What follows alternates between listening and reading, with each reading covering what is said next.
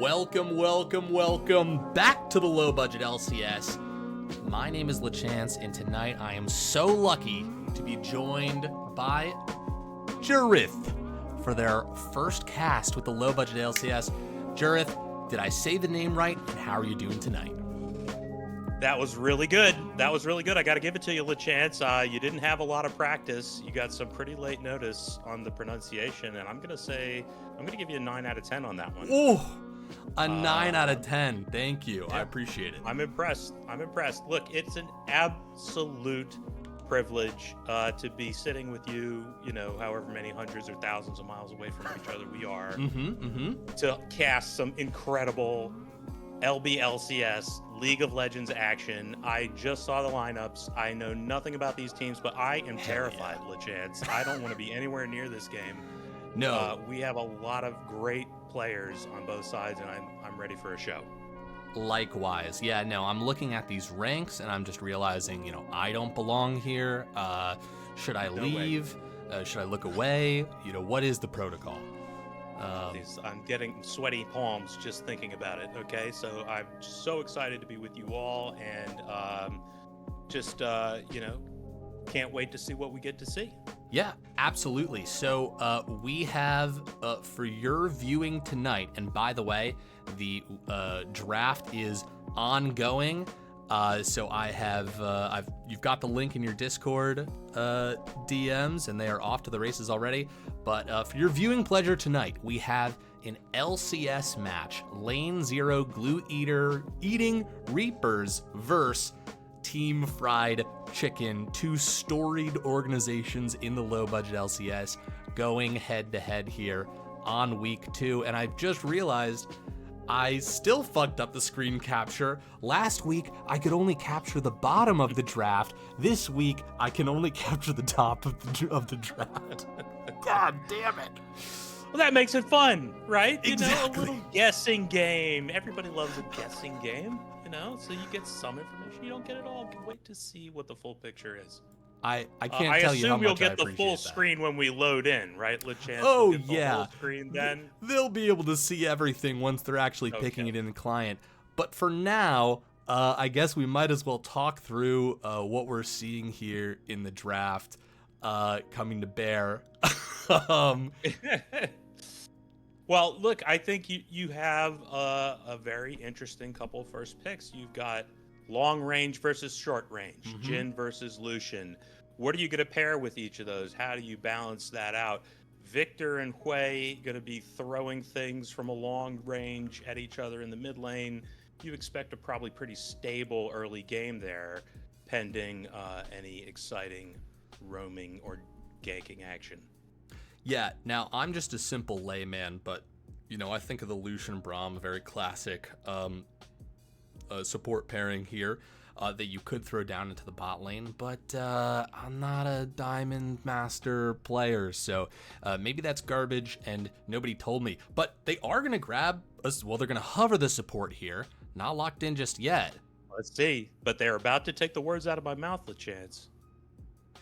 And that's the other word that was about to come out of my mouth, and that's the pick.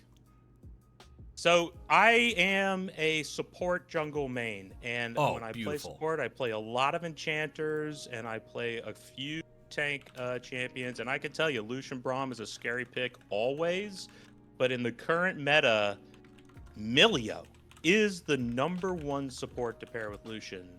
It is absolutely horrifying, the early damage you get, the sustain you get from Milio W at level 2. And I'm not surprised to see our incredibly talented players on Team Fried Chicken go with the very fashionable meta bot lane. Now, what is the Pantheon? Is he support? Is he jungle? Could he be the rare top Pantheon? Usually you're seeing Pantheon jungle a lot right now, but people do surprise you. And look at the bans. Yeah, now the bans, of course, the good people at home can't see, but let me tell you right now, we had a Karma, Blitz, Jarvan, and Cassante banned in the second half of the ban phase right there. And as the draft continues, it will dip out of your screen. Zrip pointed it out. No, it's not you, it's me. It's me, and we're just gonna have to roll with the punches here, folks. So we're hovering Nocturne Jungle for Team Fried Chicken, but is that the pick? It's winding down. Spops to Wukong, a scary Jungle King. Yeah, Scary Jungle King has a giant big circle in his kit. Circle's, of course, the strongest shape in League of Legends, so you always got to keep your eyes out for that. And I think we're about to find out where the Pantheon's going based on the next pick. Yeah, I mean, sometimes we get all the way through the draft and we still have no idea where things are going, but we will see what they pull out here. Oh, well, listen, I will be shocked if that is a Pantheon top with Ornn being locked in. Exactly. We're eliminating the possibilities. Ornn, insatiable in the top lane, so hard to kill, should live forever, and will be very potent if we see a gank from whoever the zero glue eating Reaper's jungler happens to be. Yes, indeed. And now for the audience at home, you know, everything's really handed to audiences on a plate now. This is really an effort from the low budget LCS to have you experience the theater of the mind. I want you to imagine that you can see all of the picks on your screen right now, because then you would be seeing lane zero glue eating Reapers lock in a Nautilus, and Team Fried Chicken is hovering a Singed. No, now in a Collie. We're going full radio right now. Now Poppy. Now they're just fucking with me. I'm pretty sure they know that you can't see Mordekaiser now. I'll simply... Whoa! Whoa! So many off-meta picks. It's... Could it be somehow... LeChance, I want you to hear me out. Yeah. Could it somehow be the Nautilus jungle that is incredibly in fashion, the Pantheon support, and then on the other side of the map, a Mordekaiser jungle and a Wukong top? Is that possible? Jareth, I love the way your mind works. Is it possible? Of course it is. Are these the mad scientists? Maybe. Sometimes high-level players, listen, they're able to get their powerful hands around the meta easier than I can. And so whatever it is, they can adapt to it. But sometimes they whip out some interesting theory crafting because they also have the hands to do that. So who knows? Who knows what we'll be seeing here tonight? Only time will tell. And now I'm going to tab over to the actual client, because looking at half a screen doesn't do anything for you. Okay, interesting. Okay, all right, now we see the full screen. For some reason, it was only half there. I will also be putting the predictions up in just a second here. Okay, so you're a jungle support main. Or really probably, to be very honest, a support jungle main. If I have, and many of our friends over at HODL will report that, Jareth has a certain depth of talent. Another friend. But after about 4 or 5 champions, we're in some trouble. And so that became an issue in our HODL season. But shout out to those guys for hanging in with me, the bandits. The support role is really where I feel most comfortable and feel like I have an opportunity to observe the map and control the events on it without having to make too many left, right, A, S, W, Q, R decisions, right? Support gives you that chance to be the 30,000-foot view. So that's really where I've found my true talent. I love that. So you're a big picture guy, able to see the full map. It's not so much about that, the minutia in between all of that, but you can keep your team on the right path. Yeah, if APM is going to be important to win the battle, then we're probably going to lose if I'm on your team, guys. Listen, Jareth, if APM is important to winning the battle, I'm going to be hitting the space bar as fast as I can. They didn't say what action it had to be, just actions. That's right. I'm hitting Alt-Tab or F4. Who can surrender faster? So it's been a real wonderful journey. If anybody is brave enough to Google Jareth NA1, you'll see a whole lot of games played to a certain level of success. And it's given me some insights, and then better insights have come from people who have, taken the time to teach me a little more about the game. So I really come to appreciate the competitive fire in the league community. I've come to appreciate the skill in those people who can pilot champions far better than I can. And I've come to appreciate the teamwork that you see every day and in every game. Can 5 people come together and execute a plan to beat 5 other people, right? And do it consistently and stay calm. That's really been a fun thing to get to know and to be exposed to, and then to have all the many people who love it so much invest their time in it. It's just really a joy to be a part of it. So that's why I'm here, and I can't wait to share this journey with you all. That's beautiful. Looks like you'll be able to bring us some great insights tonight. And a good reminder that League actually is fun? Question mark. Right. Exactly. What? Why are you doing it if you're not having fun? Exactly. Exactly. Enjoy the ride, man, and work together and inspire each other and get that dub, get that LP. I want more LP. Please give it to me. Zrip is saying, that's why I went. Oh, wait, is this in reference to what you're saying? I can't tell, but just the comment. That's why I went to the top lane retirement home. It's a beautiful place up there, bounding fields, lots of minions for top laners to CS. We really try to take care of our top laners in this league. It's gorgeous. I love it. I love a top laner who loves to just hang out in top lane, and get level 16 and then join us for the party. Yes. Right? Get you a nice tower too, but don't need too much hand holding. Just hang out up there and soak that money, and don't let them take your tower. But if they have to take your tower, let them take it slowly, as slow as you can without dying. That's all we ask for. Independence is an important quality in any individual, and top laners work every day to cultivate that. I love it so much. So we're about to load in. Yeah, we see we're going to have a little bit of a spectator delay here. Yep. But it does. We've got the whole comp in front of us, and I don't know if these teams. I still don't know who's going where. Listen, it's the LCS league. If they agreed to this, but I'm pretty sure they didn't line up exactly in their order. So this is a Riot problem, LeChance. In the last big update, all of a sudden custom games do not let you line up where you want to be. That's awesome. You do not get to go like 1 through 5 by your choice. So nobody in a real competitive environment like this, where you're not pre-announcing, necessarily.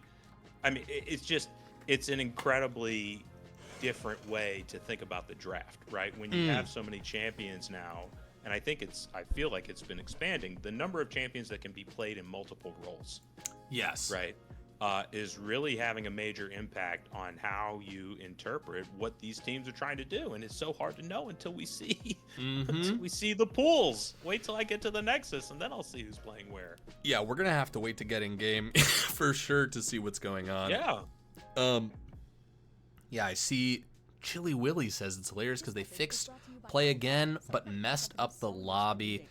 I feel like it's the Jenga tower that is League of Legends. It's almost impossible not to shift, one block when you move another at this point. It seems like something always gets shook out of place no matter what change they make. Yeah, well, and I honestly haven't taken the time to look to see whether this is intentional or an accident. Could it somehow be related to improving the competitive side of the game? I kind of think not. It seems like a bug. It certainly does, but it's one of their more subtle ones. Yeah, right, exactly. And yeah, they're elusive over there at Riot. Sometimes it's hard to get inside their heads and know exactly what's going on. Well, it's a quaint little indie gaming company. Oh, right? Yeah. What a 25 person team. Oh yeah. And this is just a labor of love, And just, flailing about willy-nilly, trying things and seeing what works. Yeah. Right? And it's good of them. We want to give them space to be able to explore. They're artists. Like this. They're artists. You have to let them create, right? Yes. Yes, very much so. And not all of the jokes are a winner, right? If you're a comedian, you got to try some things out. And same with these things updates. fall flat. Yeah, absolutely. I also want to take a quick moment to say thank you to our two newest followers as we get into game. NA Stallion and Maestro Ven. You two are the newest investors in the low budget LCS, and we appreciate you so much. As we get into the game, thank you. Oh my God, I forgot to put the oh no, is it there? No, it's not. God damn it, people, my bad. We're gonna have to just bear with me a moment. I knew it. I'm looking at a screen that says LeChance has minimized their application. Sit tight. So I'm sitting tight. Did I or did I not say that I had forgotten to do something right before we got in here? What was it? Did I leave the stove on? Did I leave that light on? What would I? Oh no, and they're having a super exciting fight. Okay, we're just gonna tap back for this. Okay, massive level 1 fight right now is going to break out. 2-1 dead on each side. The fight's going to continue. That's going to be the Pantheon going down. They're putting on a show for you all tonight. The Wukong looking quite low. The Ornn goes down. It's just the Jin left right here with maybe a little bit of a chance to get a kill, but they will back off. 4 kills in under 1 minute, and I was tabbed away for the first part of it. Welcome back, folks. Well, LeChance, what am I listening to? Because I still can't see it, but I am listening to an absolute slaughter. It sounds like someone walked into a bush with 5 other people, where they didn't think 5 other people were going to be. But in any event, it's an incredible start to this game. And can you right the ship? That's the assignment now for our valiant fallen heroes. Absolutely. And I'm going to have to continue tabbing in and out. Oh no.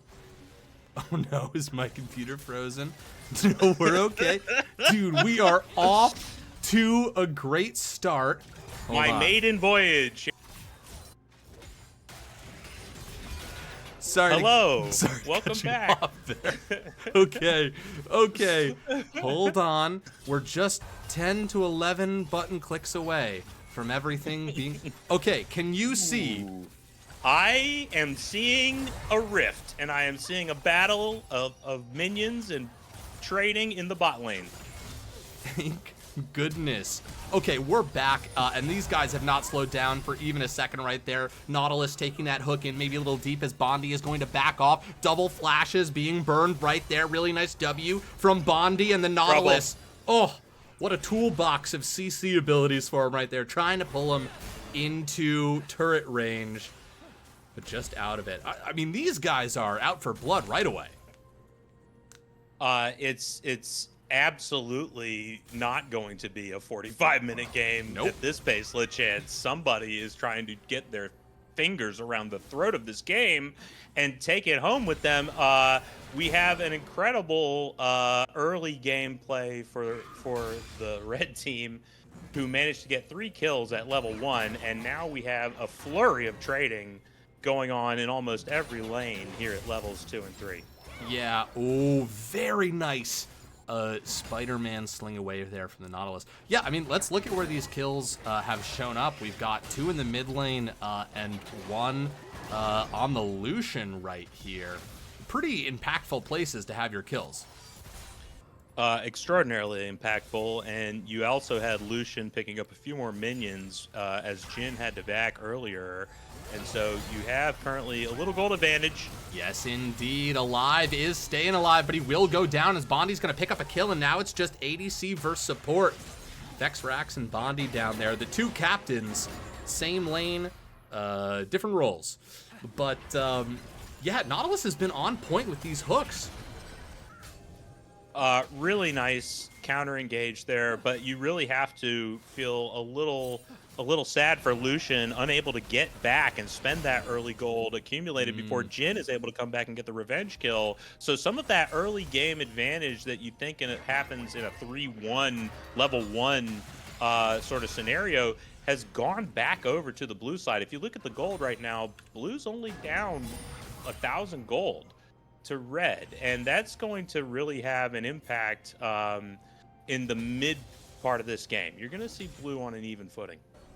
Yeah, absolutely. Oh, speaking of, Glue Eater's in a little bit of trouble here. I know that's not their name, but their name is so freaking long. Alive is no longer, as they're gonna get caught in the river. Really nice collapse there from Team Fried Chicken. Yeah, a nice smite. I think Wukong picked up. Yes, Wukong did pick up the Scuttle Crab, coming in with the smite into the river, and getting the pinch play there on Nautilus. A nice way for is that, I'm gonna say that's Fried Chicken, right? You said the other team is the Team leader. Fried Chicken is the red side, and then Fried Chicken, nice pickup there, evening things out. But here's a lot of fighting going on in the top lane. There's simply no way to say a 5-word team name fast, and I may just refer to them as the Glue Guys. We'll see if that upsets them later on. If you're listening to this, Glue Guys, know that I love you, and that it is not a reflection of how I feel about you. Oh, Pantheon, down to half health, and a Stallion. Gonna get out of that river. Wukong, being very scary, as we talked about before, and is just going to turn on to this draft. I mean, the pace of this game has not slowed down even for a minute, flowing right into this first dragon take. And I don't think there's anything you can do about it. No, it's a frenzied pace, and this dragon is Fried Chicken's. They've earned it. It's definitely theirs.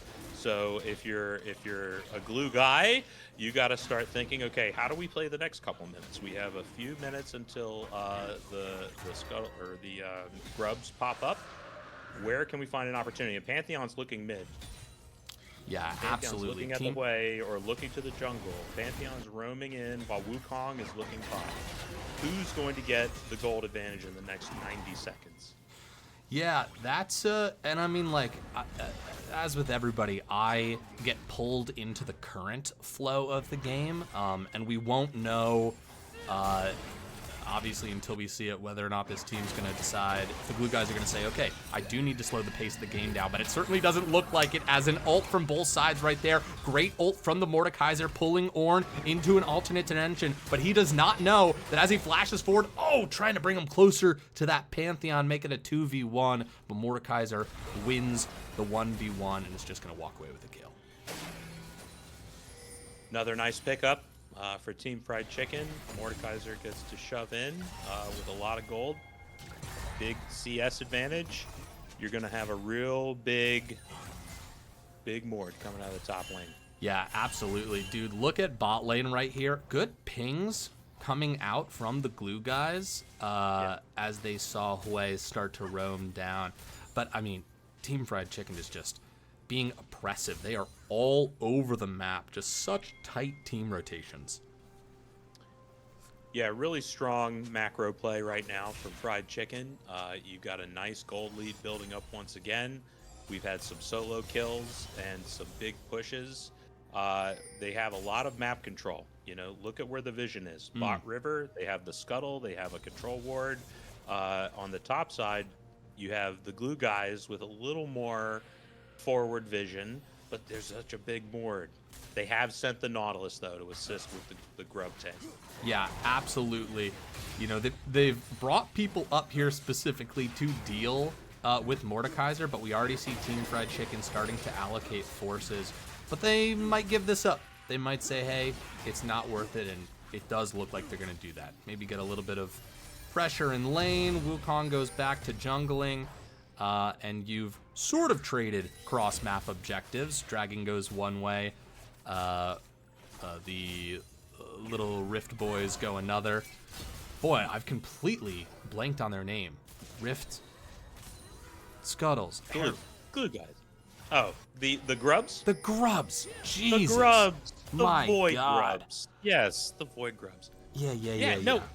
Look, what you wanted to see there is, look, it's all about, you have to decide what you're taking while the other team is getting. So if you've decided they're going to get the grubs, okay, they get the grubs. We have to now look for something, and the place you needed to look was bot side, where Lucian and Milio have a solo Jhin in front of him, right? Now, Jin's very hard to push into. He has great wave clear, and we would have liked to see Wukong head toward the bot lane and the red side bot jungle of the enemy. If we're just saying grubs are gone, we have to give it to them. What can we get while they're going to get theirs? Speaking of getting something, what do we think, how do we think Orin is going to get out of this circumstance right here with Mordekaiser just being an absolute powerhouse? Listen, your goal, as I said before, as Orin in the top lane, is hold that tower up and die as little as possible while you are soaking your XP and your minions. Well, look at what he's done. He hasn't even given up a plate. Mord has a little more CS, Mord has the kills, but Ornn is doing what he can right now. I do think you have an opportunity to have a very big Ornn at level 16. Oh, we got a flash forward as Live is going to go in. Pantheon coming down as well. This is going to be, 3v3 right here as Lucian is the target. Bondi going to open up with this Jhin ult, gets the second charge off, gets the third. Fourth shot is not enough to get that kill, and Alive is going to get taken down. A 2-for-1, and now Bondi under tower, being pressed on all sides right here. Earl King getting some great poke in with that Hui, and now in the top lane, maybe we'll see this fight pop off, maybe we won't. Bondi is just going to do everything they can there, which is going to get a CS, and honestly, that's all you can ask. Yeah, no question. Very tough spot. If you're Bondi, you've got to tip your cap to Team Fried Chicken. They executed a beautiful 4-person insta-gank, and that's the power that a Pantheon jungle offers you. It's hard to keep in mind that at any moment, that helmeted, shield-carrying, spear-throwing menace could just be standing on top of you. And unfortunately, for Team Glue, that's exactly what happened. Yeah, Glue Eater's definitely in a bit of trouble. Glue Eater's Glue Guy. Listen, if you hear me say Glue, you know exactly who I'm talking about. They're blue, they're glue. It works. They're blue, they're glue. Exactly. It all adds up. Next dragon is up. We've got it on the map again. And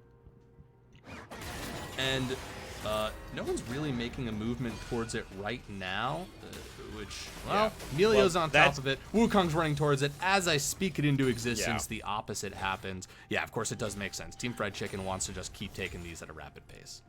Yeah, well, it was possibly a scenario where Team Glue can't take it, and Team Fried Chicken was saying, do we have to take it right now, right? Can we go do some other things instead? But they're choosing to just lock it up. They have the vision control, and that's what you need. You have your presence on the bot side. You know you're very strong. So I'm not at all surprised to see Team Chicken go in here and just scoop this one up as well. Yeah, might as well. They've got the power to do so. You know, their Lucian is extremely strong. Their Hui is very strong right now as well. They've got gold leads in their respective positions. And the vision, look at Wukong. Wukong's playing off vision right now. Yes, indeed. Yeah, clearing it out and bringing Lucian and Emilio around. They see Pantheon. They see Pantheon. Oh, he's on a ward. He absolutely is. Hook comes in. They're going to drop the Nautilus ult. Proto is on the left side. I think Team Fried Chicken's trying to think about baiting them into something right there. Earl King, very nice, landing the CC. That's a clean Hui combo right there. A lot of potential for a fight there, but ultimately both teams decide it's best just to back off. Yeah, so that engagement is a great example of what vision control allows you to do. Wukong knew he had vision all the way through the back of the dragon pit, through that little bush that exists at the back left of the first tower. There's that bush back there. Oh, speaking of vision, here we go. Oh. Great gang from NA Stallion looking to get something clean onto Earl King, but my God, he will not go down without a fight and ends up getting the kill with a fadeaway ult. Yeah, I mean, Hui has a lot of gold, and so we all know how hard it is to gank a Hui under the best of circumstances. And Hui's able to get the 1-for-1 that that gold lead allows you to have hope for. Yeah, and I mean, big ups to the Glue guys right there, as they did use their vision really well. Absolutely. They saw they had the pink there. They saw he was rotating around. And yeah, big ups to Stallion for being in the right place at the right time. Yeah, it's a great opportunity. You have to find those, right? When you're playing from behind, you look for where can we get an advantage? Where do we have good vision control? And Pantheon recognized and able to put the way in the bank. I also got to say, this is a testament to how good these players are, that like that early game lead, getting those 2 extra kills and where they ended up, you know, on the mid and ADC, that Team Fried Chicken is just able to wield these weapons to such great effect. I'm telling you, if I get that same league in my game, it is not guaranteed I do something useful with it. That is absolutely right, LeChance. Great players, great teams. If you give them an inch, they're going to take a mile. Oh, speaking of inches, Pantheon dropping in here from the sky. Bondi with the 2nd shot. The 3rd connects. Here's the 4th. That's the big one, but doesn't hit a low health target. And Lucian is just unloading, dropping full clips into this team. His health bars are dropping. They get the support. Now it's a 3v1, and they get the kill. That's a shutdown for Bondi. LeChance, it's just what the doctor ordered. I mean, you couldn't have asked for it at a better time. What an incredible play from the Glue guys to lock down the bot lane of Team Fried Chicken. They take a tower. They're looking for the next objective. Hey, they see Wukong. Do they choose to just leave him up there? It's just an incredible opportunity for the Glue guys to get back into this game. Yeah, that was fantastic. They're gonna trade turrets. We're gonna get another nice little. Listen, Wukong's taking a ride. Nice. Gonna hit the Ornn. Oh, are we typing? No. Okay. No. No. Let's see. Okay. All right. I wasn't really sure where that was going right there, but you know, no harm, no foul. Hey, glad to have you back, Zezion. Exactly. I was a little worried about you. They're going to get to collect a nice big wave there, though. Oh, if that CC connects, they're going to drop everything onto Earl King, who will respond in kind. Both mages dropping full rotations. And a flash burned on the side of Proto. Right. And that's how you know who won. They've got a lot of trading in the abilities and tools, but the final tool is one of the biggest ones, that flash. And so Victor's going to have to be very careful for the next few minutes. Yeah, longest cooldown by far. We're at that point in the game where lane assignments are going to, you know, just be what they need to be. We've got bot lanes coming to the mid lane right now, keeping that power in the center of the map that you can rotate over when you need it. And they will need it soon because we've got 20 seconds until this next dragon is up. Ooh, do I have the timers up? Time controls, chat. Oh, yeah, I thought I did. Okay, well, either way.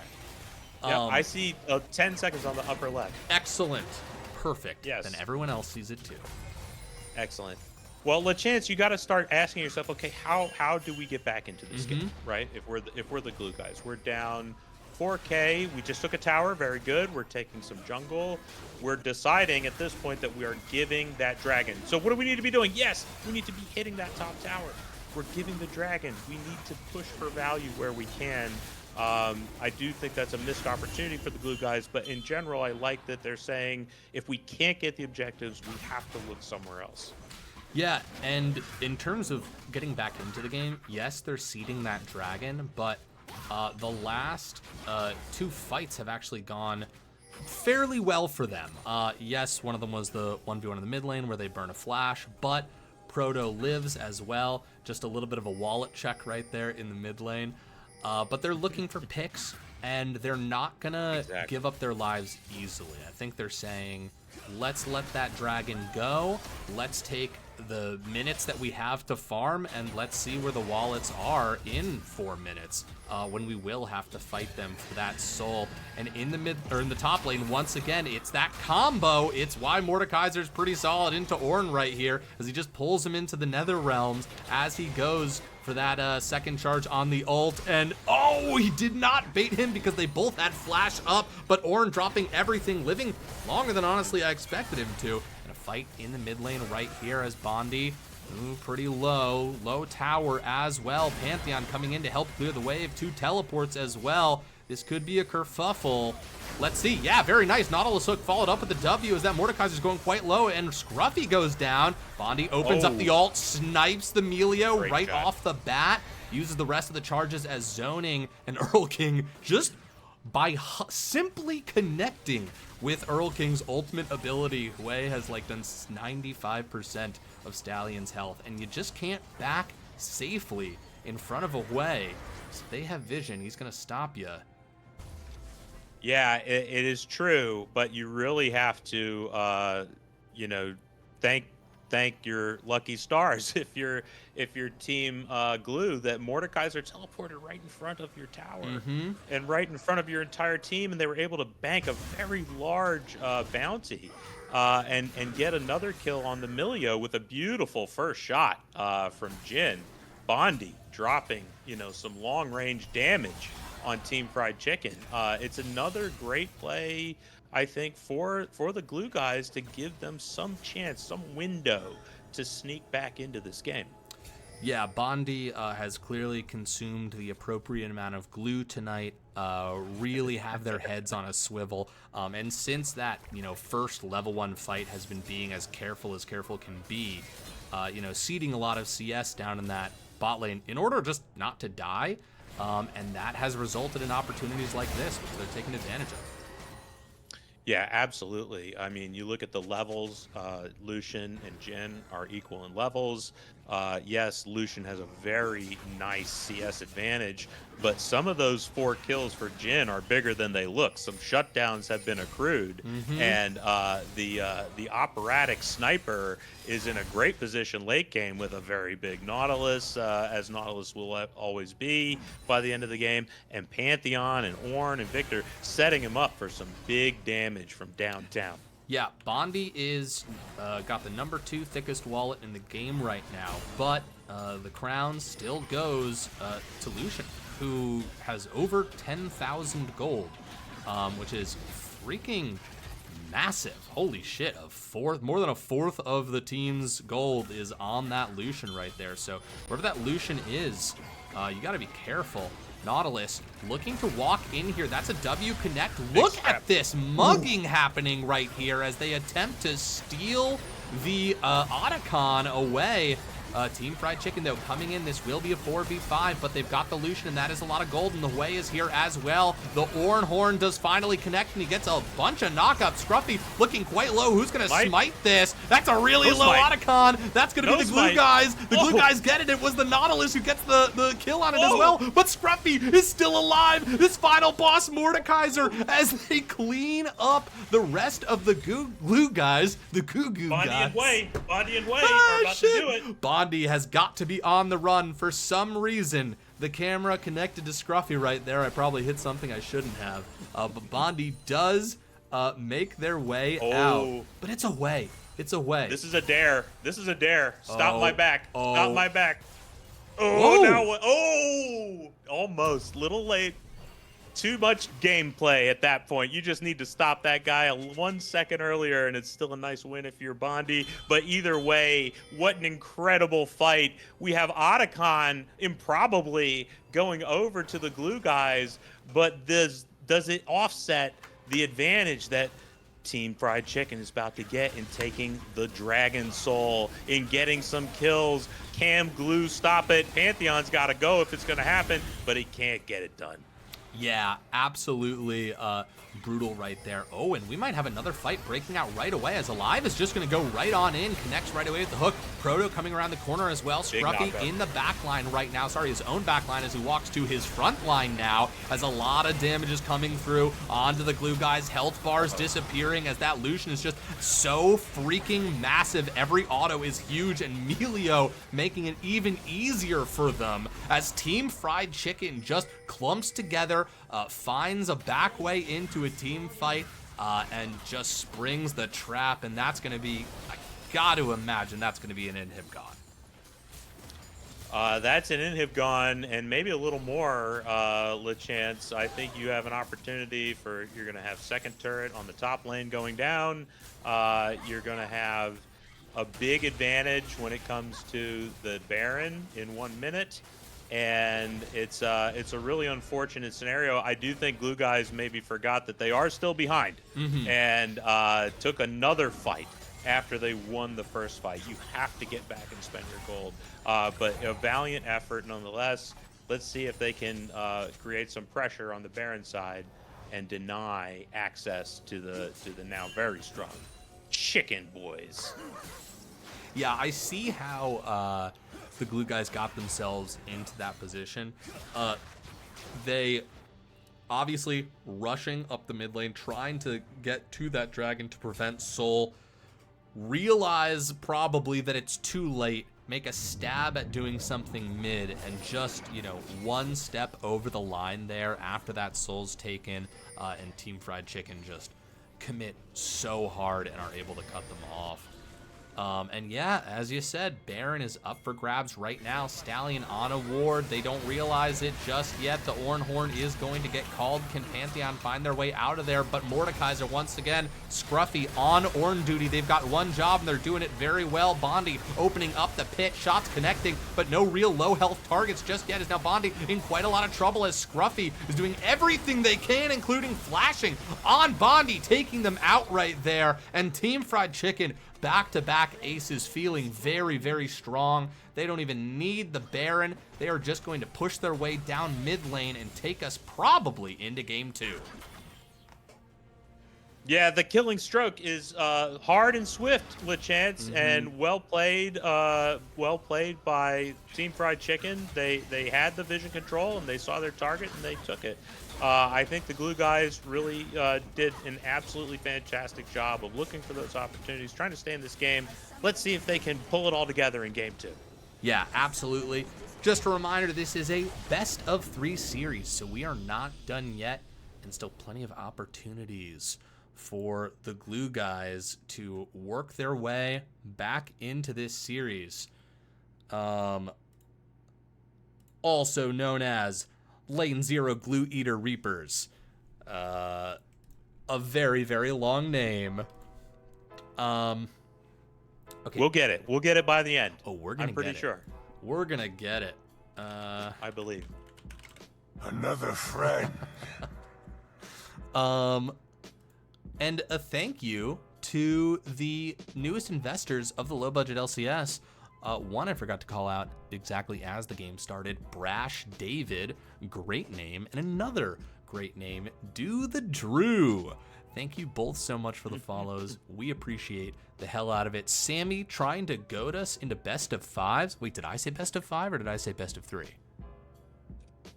You said best of 3, but okay, I think Sammy who wants a best of 5. Sammy's trolling me right now, gaslighting me, not ghostlighting me. Could be both. He could be gaslighting you with ghostlight. Ooh, entirely possible. Yeah, clearly these are best of 5s. Lunar Day, any truth to the rumor LeChance puts pineapple on pizza? What rumor? That's just a fact, baby. Oh, I love. I'm out of here. Bloop bloop. Just the call ends. Goodbye. Come on. No. I love a sweet and savory. We're gonna do this right now? I love a sweet and savory. Gotta be good pineapple though. I don't want that dull shit. I don't want that out of a can shit. I want that fresh from a tree, that delicious sweet pineapple with the savory pepperoni with the burnt crust on it. Just all the span of all flavor right next to each other. Sorry for living. Sorry for experiencing life. Sorry for allowing my taste buds to go on a journey. Jesus. Okay, listen. Hey, read the Iliad, okay? Sorry. I'm not trying to yuck your yum, LeChance. It sounds like you're spending $30 on a pizza is what you're saying. You're going to the best pizza joint in town with the beautiful all wood oven, all wood oven, the full oven's the fresh, on fire. The wood, the oven itself is made of wood, but it's treated, and then inside they use wood to make the pizzas, and they're flying in the pineapples. They came in this morning, just off the plane from Kahlua, and they've sliced it just for you. Yeah. Right? And then you're and you know what? I will fox with that. I will fox with that, and I will try that pizza with you. It's so I highly recommend. But you know what? Again, to each their own. But that Papa John's, I'm not getting that. No. That's what That's we're really insane. talking about. That's insane. Right? I would never We're do that. getting the 40-day-old ham and the canned pineapple No. ham and pineapple pizza. Yeah. No, I mean, I agree. let's be But serious. I understand. Listen, that's not people complaining about a flavor combination. That's people complaining about quality of ingredients. And that's fine. Yeah. You know, that's where the Yeah, real that's right.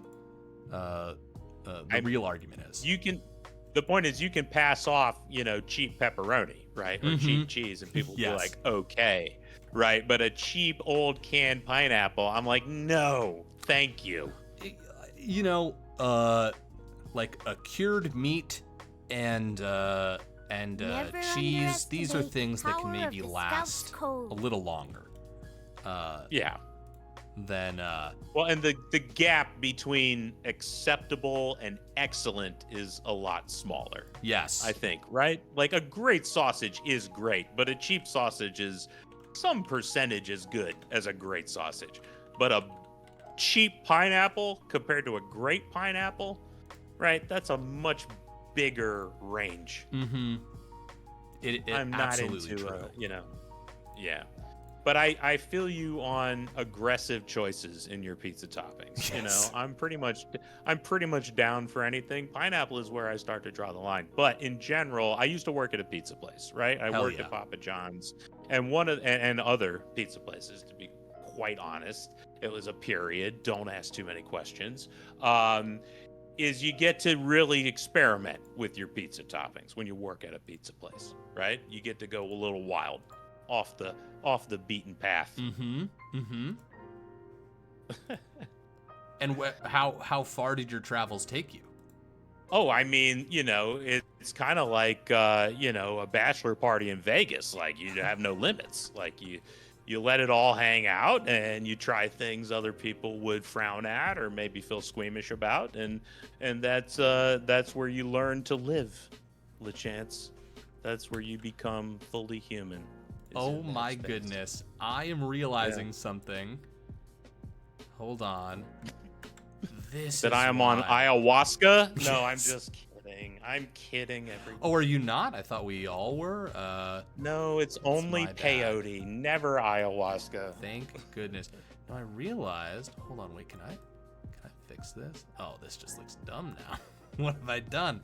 Wait, hold on a second. What if I go back? By the way, shout out really quick to Sammy Two Slap and Chili Willy for shouting out Little Caesars. If I gotta go, all the way down the market, I'm going to the bottom, and Little Caesars is hitting on that level, right? Give me that pre-made drive-up $5 large. That's pretty good eating on a Friday. I think my go-to is probably Pizza Hut for my fast. Love that. My quick, if I have to quick That's very draw throwback. pizza. Yeah, I I respect have good it. memories. I haven't had it in a long time, so those could be tainted. Sure. Oh my God, I'm Nostalgia. so stupid. Nostalgia's real. Yes, it is. Okay, and I just want to be on the record with this, a dumbass. I was using the wrong Never. link the whole time. No. So for the drafts. Hold on. Do I have the right link? You Nope. got the right link. Nope. No one's drafting. No one's drafting him. Oh wait, someone is drafting. Yes. my link. No. LeChance. I'm a fucking Do I idiot. need to send you the link? No. Should I send you the link, LeChance? I had the wrong thing on stream for 2 weeks now. And now Perfectly understandable. of course, everyone makes mistakes for 2 weeks straight. If you think about it, that I did this for 3 hours last week, and now I'm doing this for 2 to 3 hours this week, You're a legend. thanks, man. I'll take that. No, absolutely. that's pretty that kind. was sincere. That That's was kind. sincere, okay? That was respecting the contribution, the love and the sweat that you put into this experience. there's a lot more people doing a lot behind the scenes, but this is all to say that people No can doubt. now see the full draft. Okay, so no one can Yes! complain anymore. Excellent. Beautiful. Okay. Oh shit, I gotta pay you guys out too. All right, you tell them about the draft that's happening. I will Yeah. pay out the gamble. Senna is in the game. Is that Senna ADC or Senna support? Now Riot has recently buffed Senna to give her more agency in both roles. They didn't like how she was performing in the ADC role, and they really didn't like how she was performing in the support role. And so she's been given more power. Now, which way is she going to go? We saw a lot of sort of tricky draft picks in the last game. Not quite clear where everyone was going. So the Reapers are looking for a big payout late game with Senna, while the Team Fried Chicken goes with the very scary, at the moment, Yunara. Yunara is one of the best ADCs on the Rift right now. She's absolutely terrifying with a number of supports and another big, scary late game bot lane threat. So which way is that matchup going to go? We have Talia picked for the Reapers, and we're going to see for Chicken, Azir. Yes, the Azir, the Emperor is on the Rift, spawning a legion of sand monster soldiers to do his bidding. We saw a lot of bans thrown into the top lane. I think you would consider those all top lane bans from the Reapers, really trying to pinch the champion pool there for the top laner for Team Fried Chicken. And now we have a mix of bans for Team Fried Chicken, mid, jungle, and top getting some attention. But the Nocturne comes down for Team Fried Chicken. So it looks like we're going to have a pretty engage heavy, but responsive sort of engage, right? Nocturne's a great hoverer. He can hang out in the area, wait for things to develop in the lane, and then jump in when the time is right. And of course, Azir can shove your entire team back. But here's another giant team engage lockdown champion, Maokai, and maybe the best in the game at putting 5 people in total stasis, locking them into where they stand. Is that going jungle? Is that going support? Team Reapers is banning out a Lulu, which sort of suggests maybe a Maokai support, but who knows really? Lulu is going to be a big counter to Maokai no matter where Maokai is playing. And the top lane ban comes out for Team Fried Chicken. Urgot, a Karma ban for the Reapers. Reapers really trying to deny Team Fried Chicken the support champions that will help them disengage from Maokai. Karma, of course, has a massive shield option, has a massive 5-man slow in her empowered mantra Q. Either of those playstyles really problematic if you're trying to play engaged champs like Maokai. Now the Lee Sin. Reapers going with a big gamble. That's a big power play. Elise. But back to Lee Sin. Zed. Oh, they're hovering they're hovering Kiana. They're hovering all these champions that want a hyper carry, and they land with the Viego, a little more traditional than some of the hovers. But a scary champion always if the snowball can get rolling. You give Viego that one reset, and he could wipe out your entire team. But Yunara Braum is now the hover, or the selection rather, for Team Fried Chicken. One of the best bot lane duos in the game at the moment.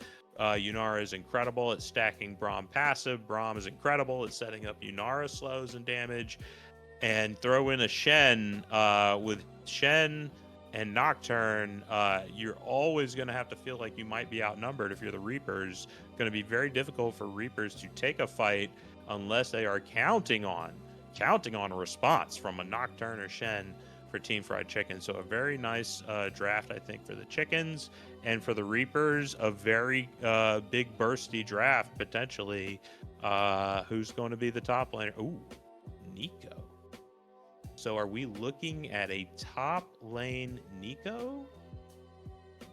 A mid lane Talia and a support Maokai? Or are we looking at something completely different? Could this be Maokai top? Could it be Talia mid and Nico support? There is some flexibility here in the draft from the Reapers. Did they in fact hide their support pick until they saw the Braum and dropped Nico, where Maokai is going to be that big, unchoppable oak tree in the top lane, that 6,000 hit point Maokai. Maybe teleporting in behind Shen. We have a lot of possibility. Once again, amazing draft from both teams. It's what you expect at this level. People being extraordinarily creative, also being aggressive, looking for unique concepts and opportunities to take down their opponent. And one can only speculate. Once again, we await the load screen. The load screen And will that is reveal all. That is exactly what I'm excited for, because we saw game 1 just how fast and furious these teams can play. So when I'm looking at these champions, I am imagining the hands that brought us game 1, bringing these champs into game 2. And I'm so curious, about the things like the Azir, which is a notorious slippy champ that can create opportunities. The Viego with all of these resets as well. Hands can really bring a lot of these champs to life. And boy, howdy, do these players have them. It's just no question, LeChance. I think we're going to see a masterclass. I think each of these champions is going to be piloted beautifully and within a team concept that has a road, supplies the roadmap for their team to win.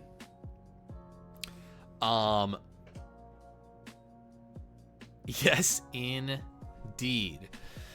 I started to say something, but then my brain deleted the thought. But it doesn't matter anymore, because now I remember what it is. The predictions are live, and we're going to be seeing things, once again, probably not in pick order due to the feature of the... The feature. The feature.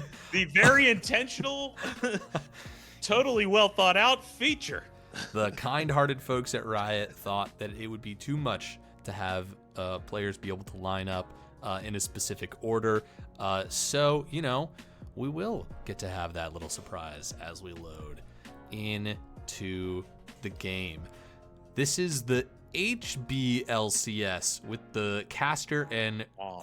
Oh, the high budget. Oh, that's really so nice. sweet. I had to say it out loud to actually get my head to the point where I could understand what You were couldn't saying. quite believe it. You couldn't quite That's what it embrace. is. Yes, absolutely. Well, we're just... Listen, I'm just a guy who didn't get the Wordle right today, okay? I'm doing I don't the best even that know I can. what zips. I don't even know what zips is, LeChance. I see everybody talking about zips right now. Yeah, listen. It was Wordle, and I finally got on board that train, and now it's zips. What is that? Wait, Zips is a thing? It's like the new game that goes next to What? Wordle. I It's thought like you one of were. those. I thought that you were making a reference to Zrip, which was someone Wait, who was am I- talking in the chat before.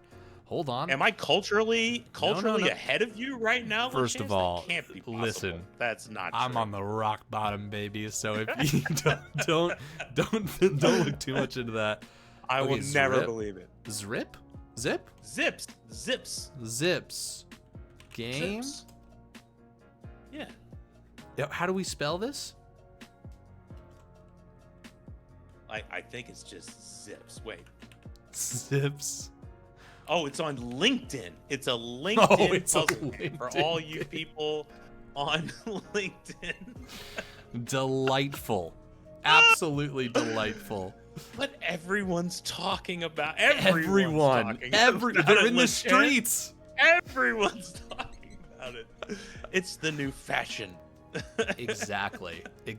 Well, Oh, listen, if my anybody out God. there is Zips, any fans? also Loldle is a thing. I don't know if you've done that before. It's Wordle with I'm League. not on that. It's Is that like a Unubu? No, you got to tell me what that one is. Oh, are you serious? I don't know That's what these things- Unubu is. These people are hanging these little dolls off of purses. Wait, you mean Labubu's?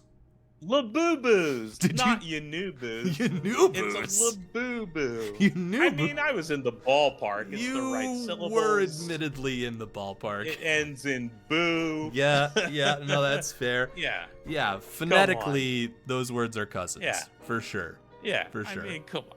Yeah.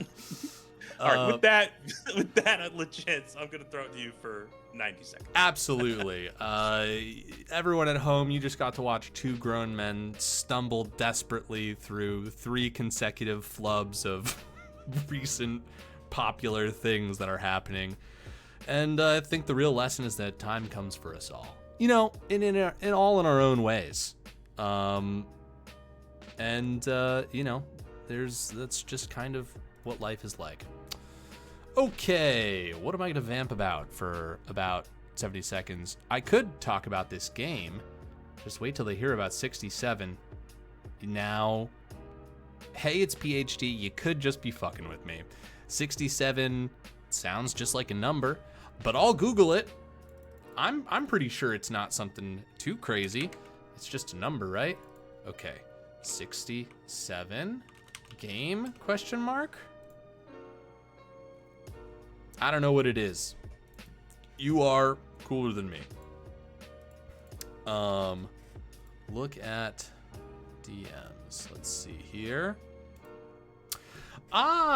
Sammy would like me to plug Denny's No Reservations, which is a LBLCS interview show that Sammy has been doing, and I believe that there's a link somewhere in the Discord if you'd like to sign up for it. I believe that it is an effort to just like as a community beat for players to, you know, people who are in the community who are interested in getting to know more about the community, to be able to watch some stuff in the LBLCS content channel. So feel free to check that out. You know, other great ways to get to know the community are to just hang out in the Discord. Maybe if I can also direct your attention to the home garden, and then is it also in food channel, where lots of delicious meals, recipes, personal projects. We've seen people build all sorts of different things and bake and cook incredible works of art. Sometimes just share beautiful photos. That's a great place to hang out. I believe we've got some music channels. I'm clicking on that right now. Oh, friendo, if you have not hung out in that channel, I highly recommend it. Love to cook. Love to cook. I just made some beautiful cacio e pepe this evening with my bronze cut pasta. Like, we're doing it right, everybody. And I want to see what you guys are cooking, and maybe as we go along together, I'll share a couple of the things I'm up to. Fantastic. I look forward to that. We have some truly incredible cooks in the LBLCS community, which is love that. Fantastic.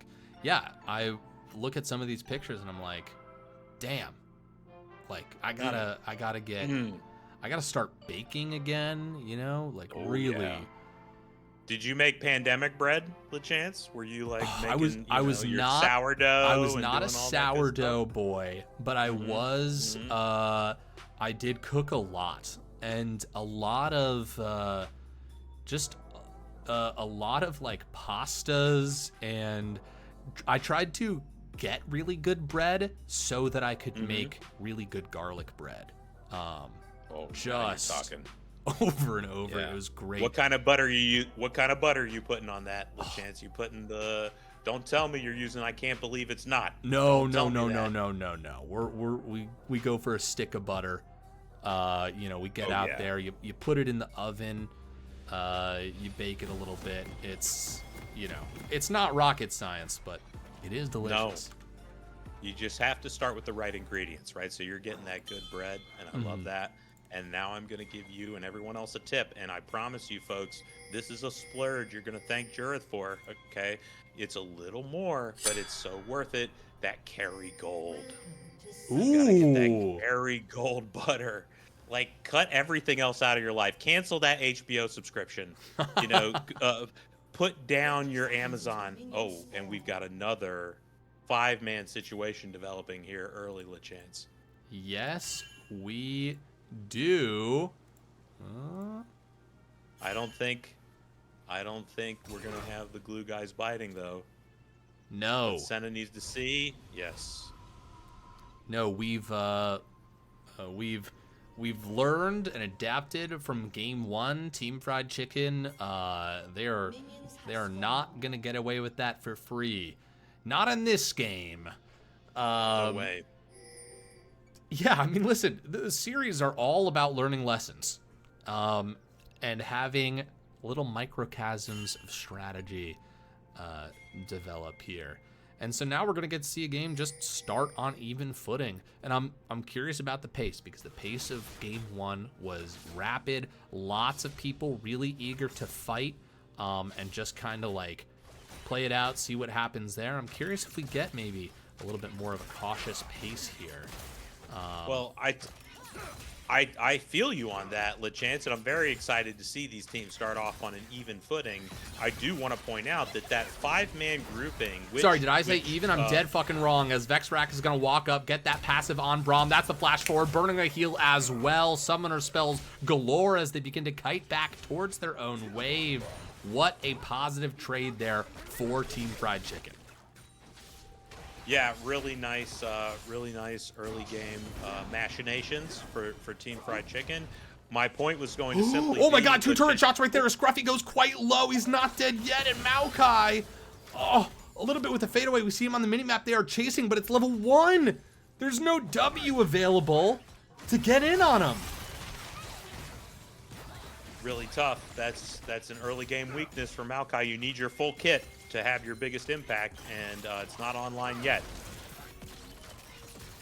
Oh, absolutely. I mean, Scruffy got away with murder there. 2 turret shots at level 2, and also just getting that level right there probably let them live. Huge. What's next? Yeah, really huge.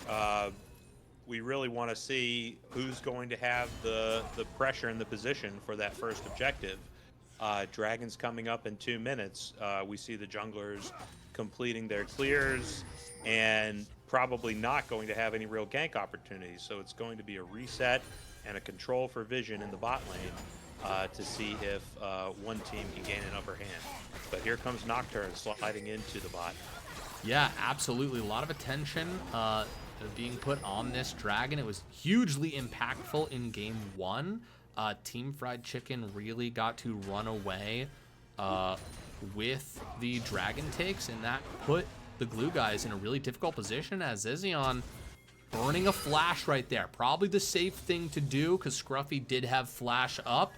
And even though taunt had just been used, a flash taunt would certainly spell the end right there, as Vexrax is going to put the shield down and walk forward alive, kiting backwards, dealing some damage down onto Yunari.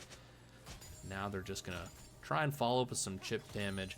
Bondi going to collect as many souls as possible, right? Infinite scaling on the table for the glue guys. Yeah, I mean, Senna's one of my favorite champs to play in support, particularly for the reason you just said. The infinite scaling, you can take some bad... Beautiful. Hold on a second. Bonnie may be seeing an opportunity there, as Alive does land a really skillful double stun there. Lines them up. Sorry, double root? What is... Double root. Gotcha. It's a root from Senna, and it's a root from Nico. But it's both... the stun root difference doesn't matter Yes, indeed, but much. we're coming back around as Bondi is... Oh, these guys are looking so low. Alive doesn't quite have the mana. Burns a flash right there. Does not want to get tagged by Braum right now. Ooh. Yeah. Yeah, really good flash, honestly. I think its flash are probably dead, so good choice.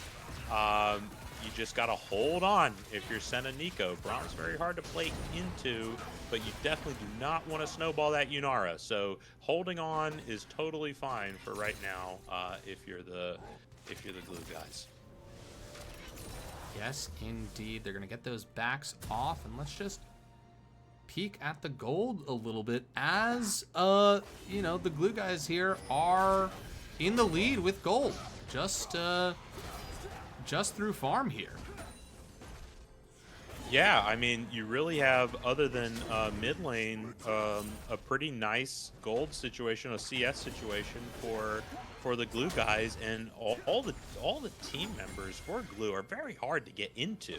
Talia has a way to get rid of you. Maokai's got about 3 ways to get rid of you. Senna and Nico, a lot of rooting as we just saw. So, you know, glue guys should be able to maintain a pretty stable situation and manage to take the drag.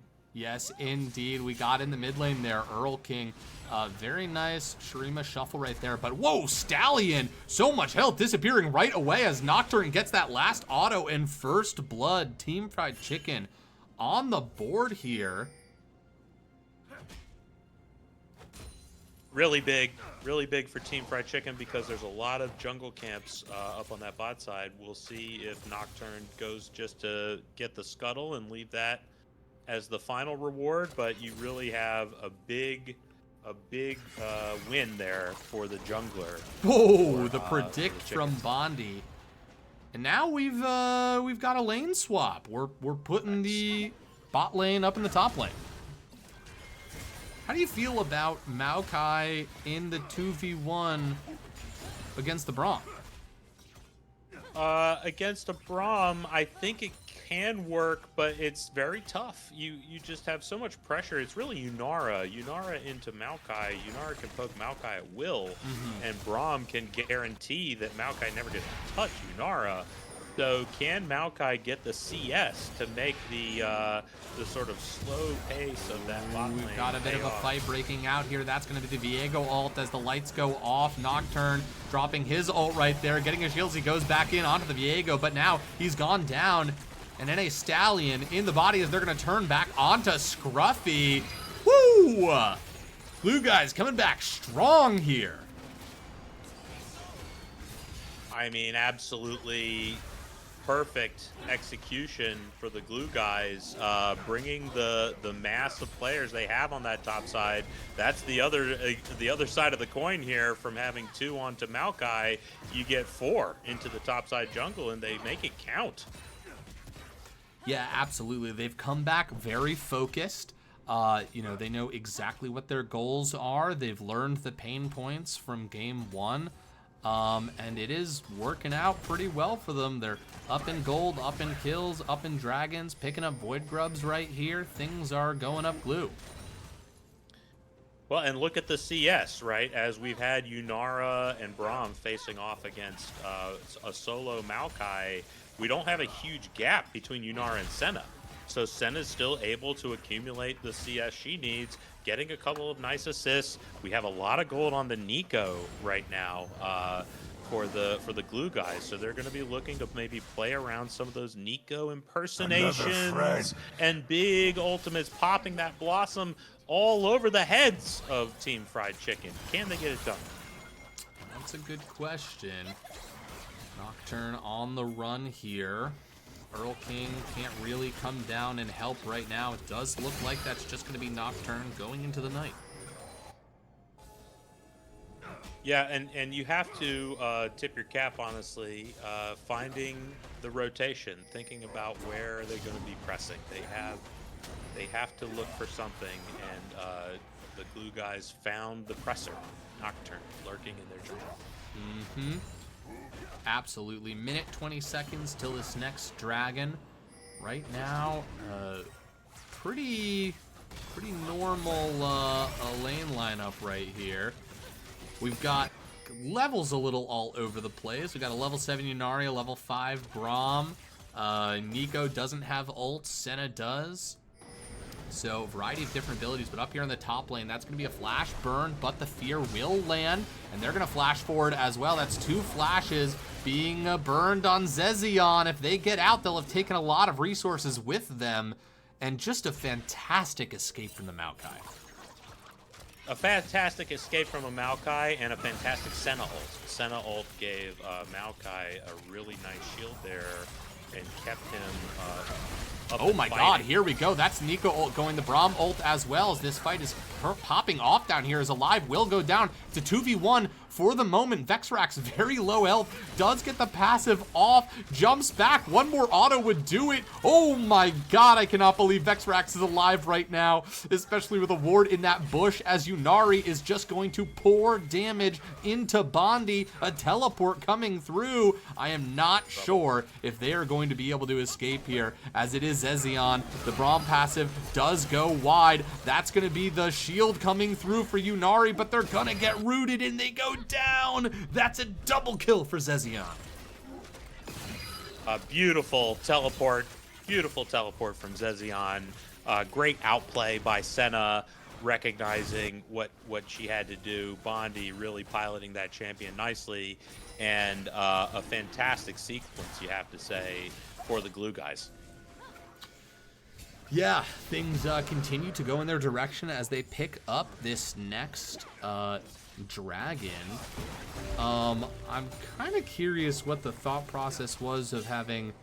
Okay, so now they're going for it again. They tested this out for a little bit. They put Maokai in the bottom lane, and they put their Senna and Nico in the top lane, and it didn't seem to work out. So they swapped. Now Zezion teleported bot, got a double kill. Definitely in a stronger position. Maybe now they can 2v1, especially with a little jungle assistance. Maybe turning that into a 2v2 here.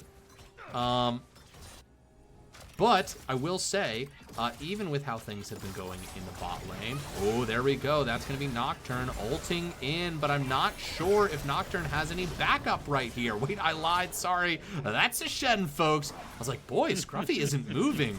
And it's because he was ulting, keeping his Nocturne alive. Well done. And we're going to have a counter gank popping off down into the bot lane as Zezion drops the ult. Is it going to catch up? It is, as a good support turns, drops his ultimate right there, but the Maokai delivering the Yunari right into the hands of the Viego, who will now wear their skin as they try and chase down Vexrax right here, who gets off a great slow. Oh my god, they're fine. What a dive. Oh, a teleport though. Earl King has just kind of been farming away in the mid lane right there. Trying to get some autos, but that's an invisible stallion.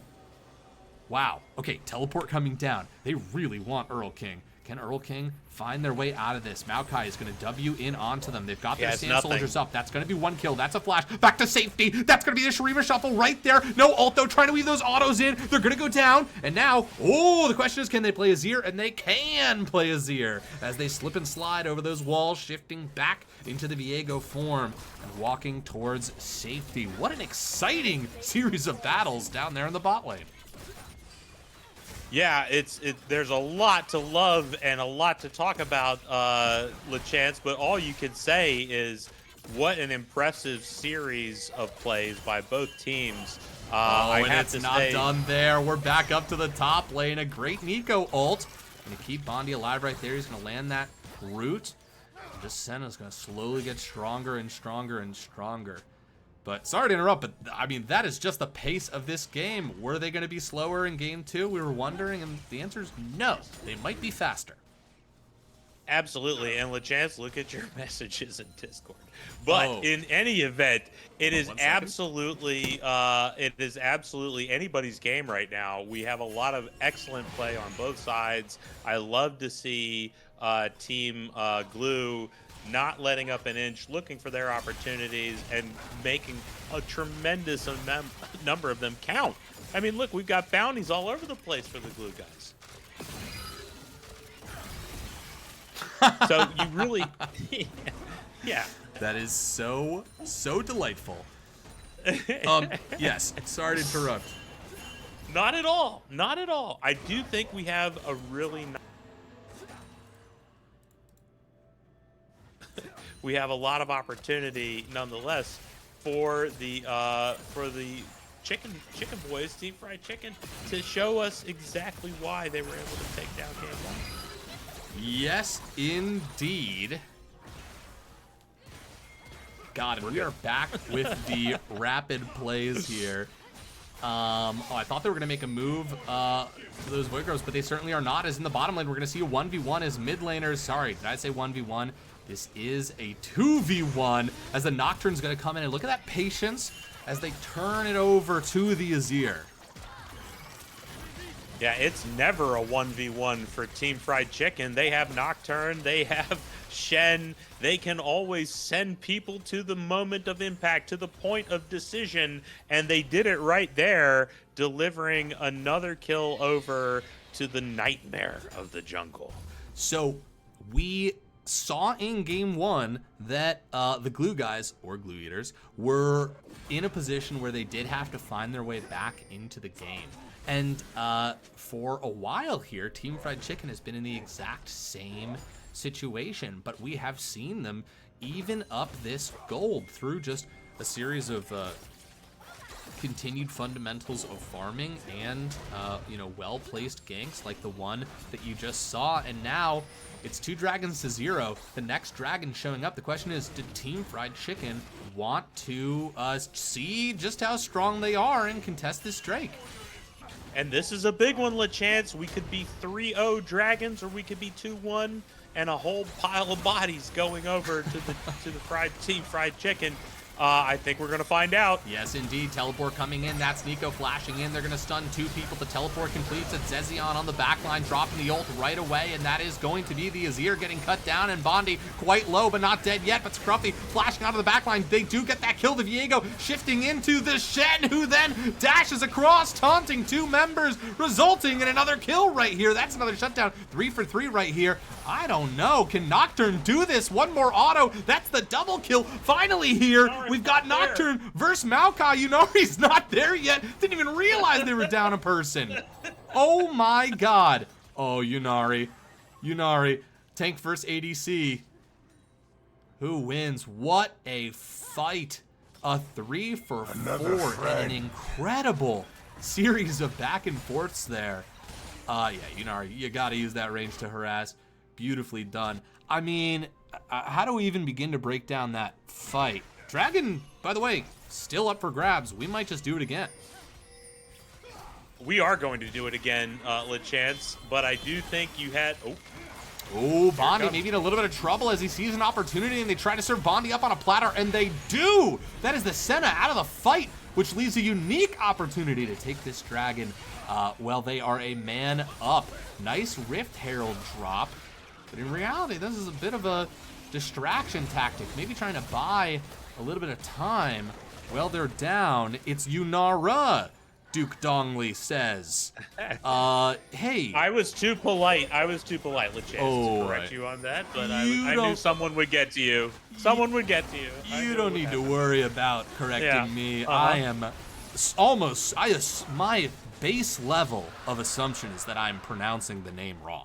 That's you got where my I name start. Right, so that's where my sympathy began, right? You got huge win. Right, so I had. Look, it's a very big turn of events to the side of Team Fried Chicken, capping the Senna after that extended series of engagements to then free up the dragon. And now we have some skirmishing in the jungle that doesn't seem like it's going to amount to much. It's really exactly what you were saying. How do you get back into the game? And Team Fried Chicken understood how to do that. I think they played around their very big ults of Nocturne and Shen nicely in that matchup, and it did work to their favor in the long term. Absolutely. And I know I'm not saying anything interesting right now when I say that Earl King is good at Azir. What the fuck? Yeah. They know what they're doing, and just with the speed in which they pounced on that opportunity to scoop Bondi up and deliver them to their team like a wonderful gift on Christmas morn, was exactly what you want to see out of an Azir player. So you've got the right hands piloting that champ. And now we find ourselves in a position where there are not any major objectives to grab right now. And we're gonna, at least for a short spell, be back to laning, doing what we can. Obviously, Otacon on the map right now, but Earl King has arrived just in time to protect the spot. Another friend.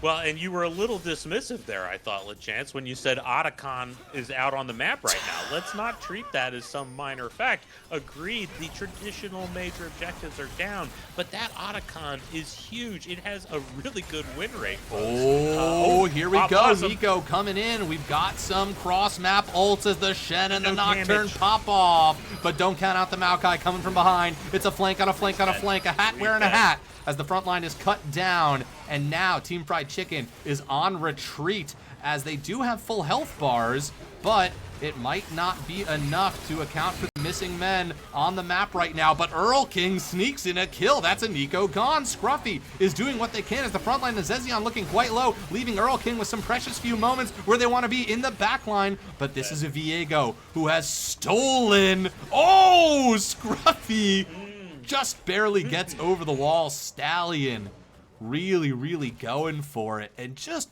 punch, counter punch, punch. I mean, these teams will not stop slugging each other. Well, you could hear Scruffy banging that key, just waiting for the cooldown to come off, and it comes in just in time, right when he needed it, because I think it would have been the end of the rest of his team. Viego denied that final reset, but a really nice sort of, you know, long extended fights, I think, are what you're looking for at this point. If your team glue, you've got a Maokai. Look how long that Maokai lived in that fight. I mean, he's healing. That passive is proccing. The unending despair is resetting. We have Sunfire. It's so painful to stand next to him. A really nice extended fight, and Senna is now, you know, kind of asserting herself a little bit. We're seeing the damage start to come out. Absolutely. And, you know, speaking of hats, Azir, though, has finished Death Cap, right? A huge hat on the head of that bird It's wizard. a scary hat. It's a very scary hat. We don't want to see that hat on those big AP burst champions. That hat, get that hat out of here. I don't want to see that hat. But I'm thinking about these extended fights. I'm thinking about this Maokai. And yes, Maokai is very tanky, but at a certain point, will the damage... you know, will they come over the crest of Maokai's tanking it? Oh, I mean, that was one auto with the Sand Soldiers right there on Zezion. Sure, but Maokai is sitting on a passive that's going to heal him all the way up. Watch, he's going to auto attack a minion, and he'll be 100% health at this point in the game. What I need to see from Maokai right now, I need to see that Fimbulwinter. Look, we've got a 360 stacked tier. Maokai wants Fimbulwinter. Fimbulwinter's a crazy item on a late game, Maokai. There's so much shield. In the middle of a team fight, you get bonus shield if the Fimbulwinter is procced in the middle of 5 people. You get an enormous shield, and you get it like every 4 seconds. That Maokai is going to get even harder to kill as this game goes on. So I do think we need to see a lot of opportunistic targeting on the squishier teammates, of the glue guys. And to your point, we've seen quite a few 5v5 fights. These teams are not shy about grabbing each other and just hurling the whole team against one another. Maybe a fight popping off here. We've got a dragon up for grabs. We have a teleport on the Azir. That is going to be Earl King teleporting to the mid lane as Team Fried Chicken starts up dragon number 4. Could be the second one. We need Maokai. Here he comes. Here he comes. Teleport coming in. We've got multiple front lines. Try not to lose track of the fight because I know I will. That's going to be blue team. Team Fried Chicken will get the dragon, and the fight's going to pop off right here as Earl King and Yunari are in the back line, free hitting as much as possible, trying to make an attack on Bondi right there, but Bondi lands a very nice stun. The Maokai going over. He's going to disrupt that back line. Now Bondi trying to look for angles. Zezion taking auto attack after auto attack. Nocturne on the other side of the wall, getting preoccupied by a clone. That's a nice double stun. Zezion potentially walking up. They're slowed too. Trouble. Look at Earl King making a play into the middle of the team fight, scooping up Bondi once again and grabbing them. My God, he just does not miss. Can you get that back off? Doesn't look like it. Nocturne, eyes in the back of their claws. I don't know the anatomy of Nocturne, but they threw an ability over the wall. They knew where they were backing, and they did not want to let them get away with it. Look at Scruffy.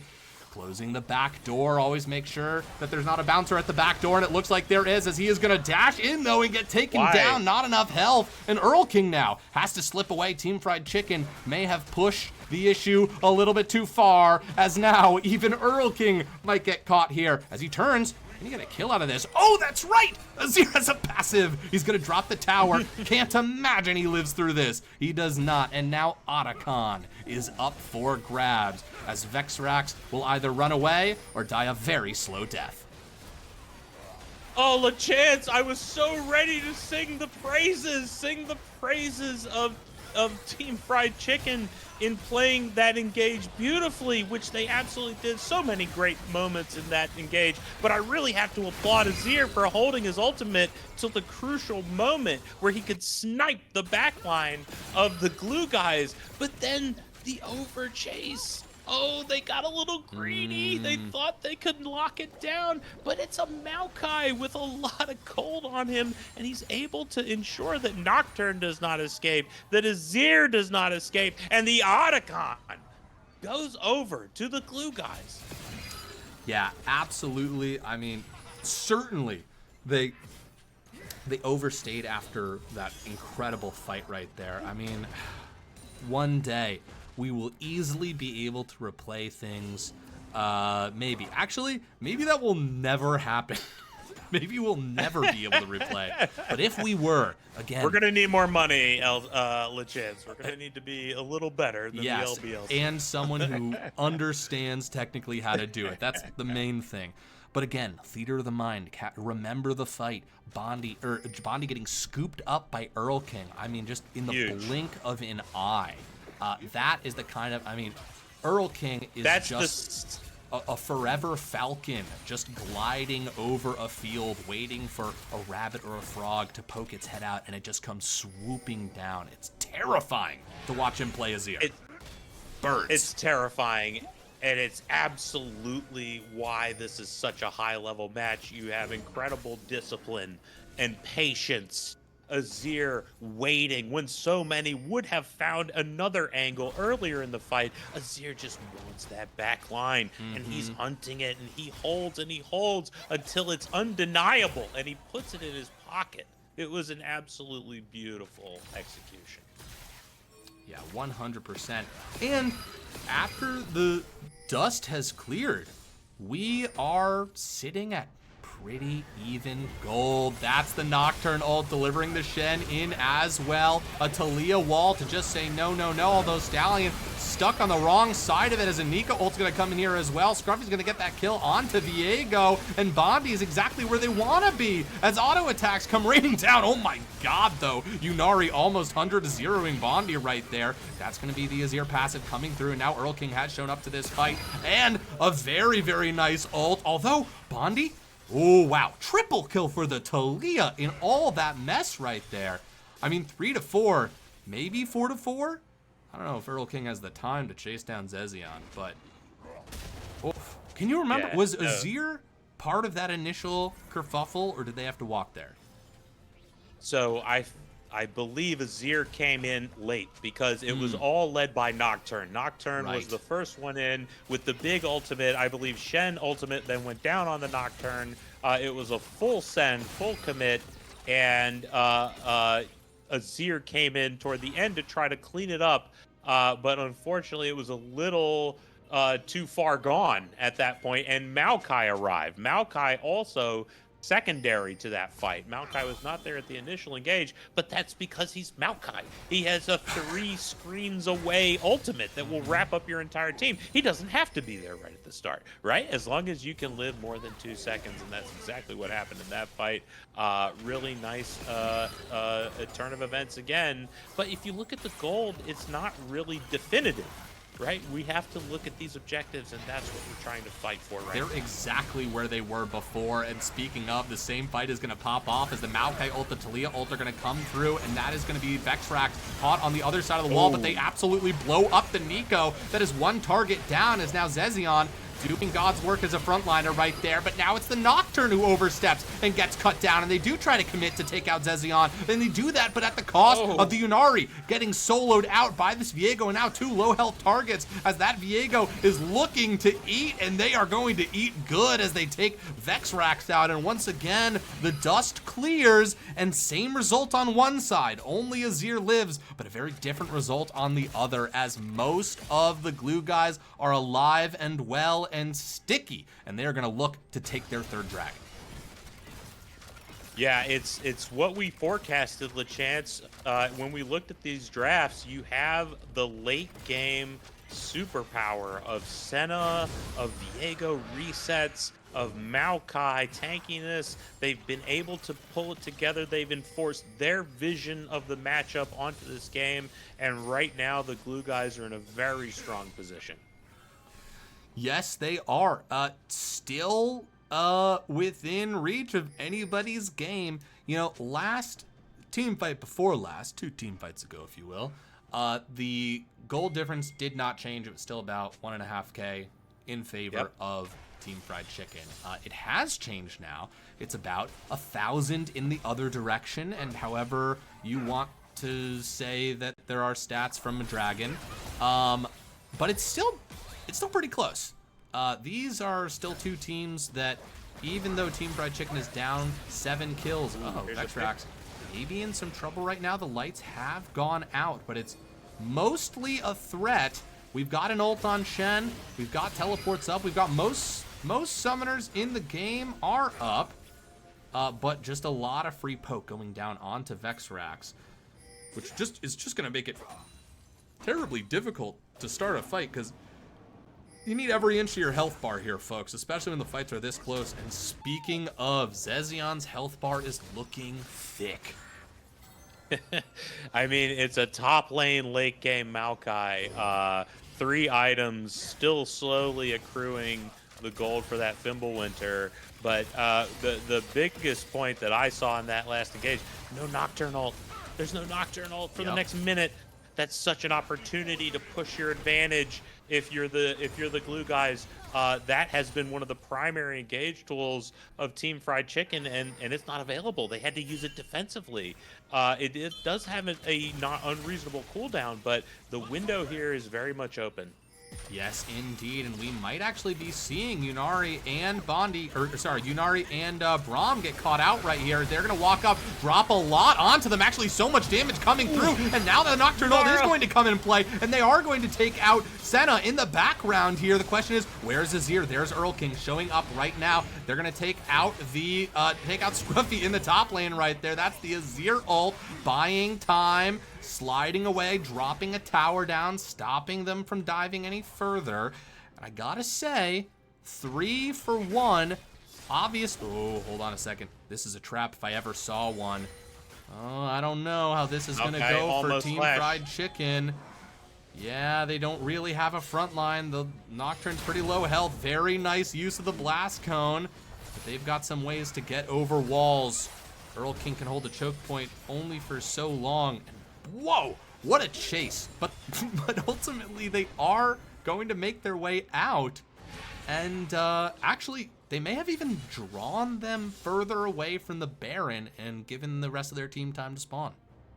Well, that's exactly what I was going to say, LeChance. I mean, I understand the rationale. You saw a very low Nocturne. You can get another Viego reset. You know, we have a few flashes about to come up for Team Fried Chicken. We have ultimates coming back online. But I would have really liked to see them switch to the macro moment. We have killed 3 of them. We lost one of ours. Right? Let's go get something. Let's get a tower. Let's get a Baron. I do think a little bit of a missed opportunity there, but you have to tip your cap to the blue guys. They really have accumulated a sort of nice momentum on the map, and let's see if they can keep it going into these next very important objectives. Yeah, absolutely. And again, gold extremely close, but it just...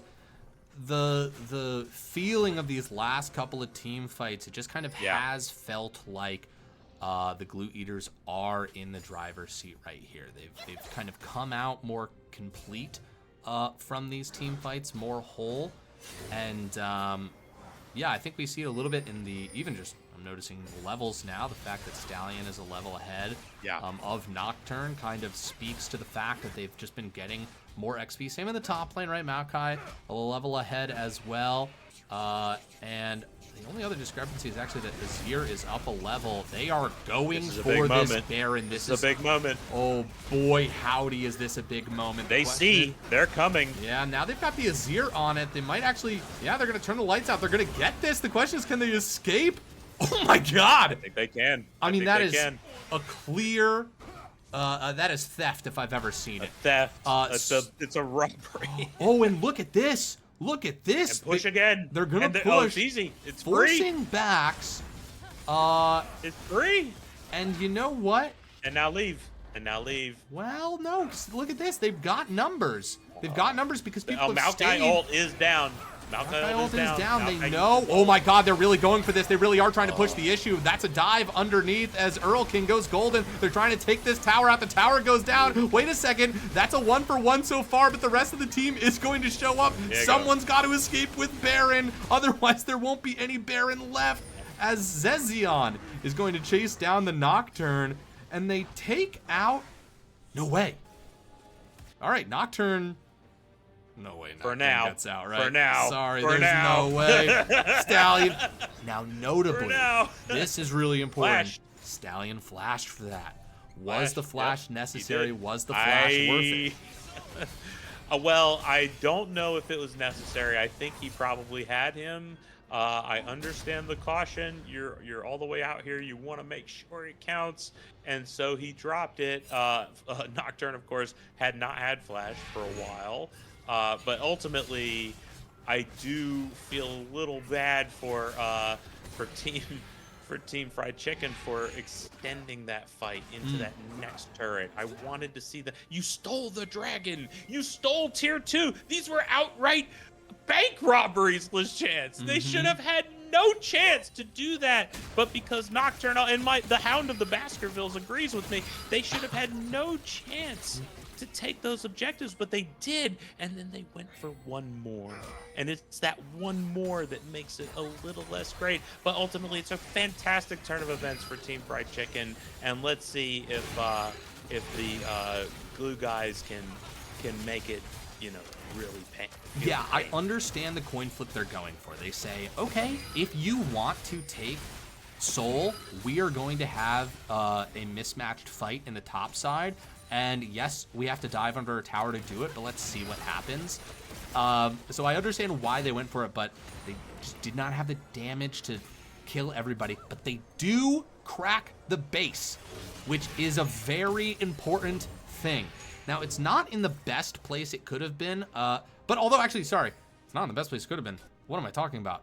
Elder is now going to be on the table. And if you can get a pushing lane that has to be responded in the top side, sure, Zezion has teleport. Whoever you send up there will probably have teleport. But it's just another thing that has to be managed by the Glue Eaters that Team Fried Chicken won't have to manage as much. Are they hunting Azir? Who are they hunting? God, gold is just... This is where I'm just like... In my games, when I'm 10 kills behind, I'm 20,000 gold behind. These guys are dead fucking even.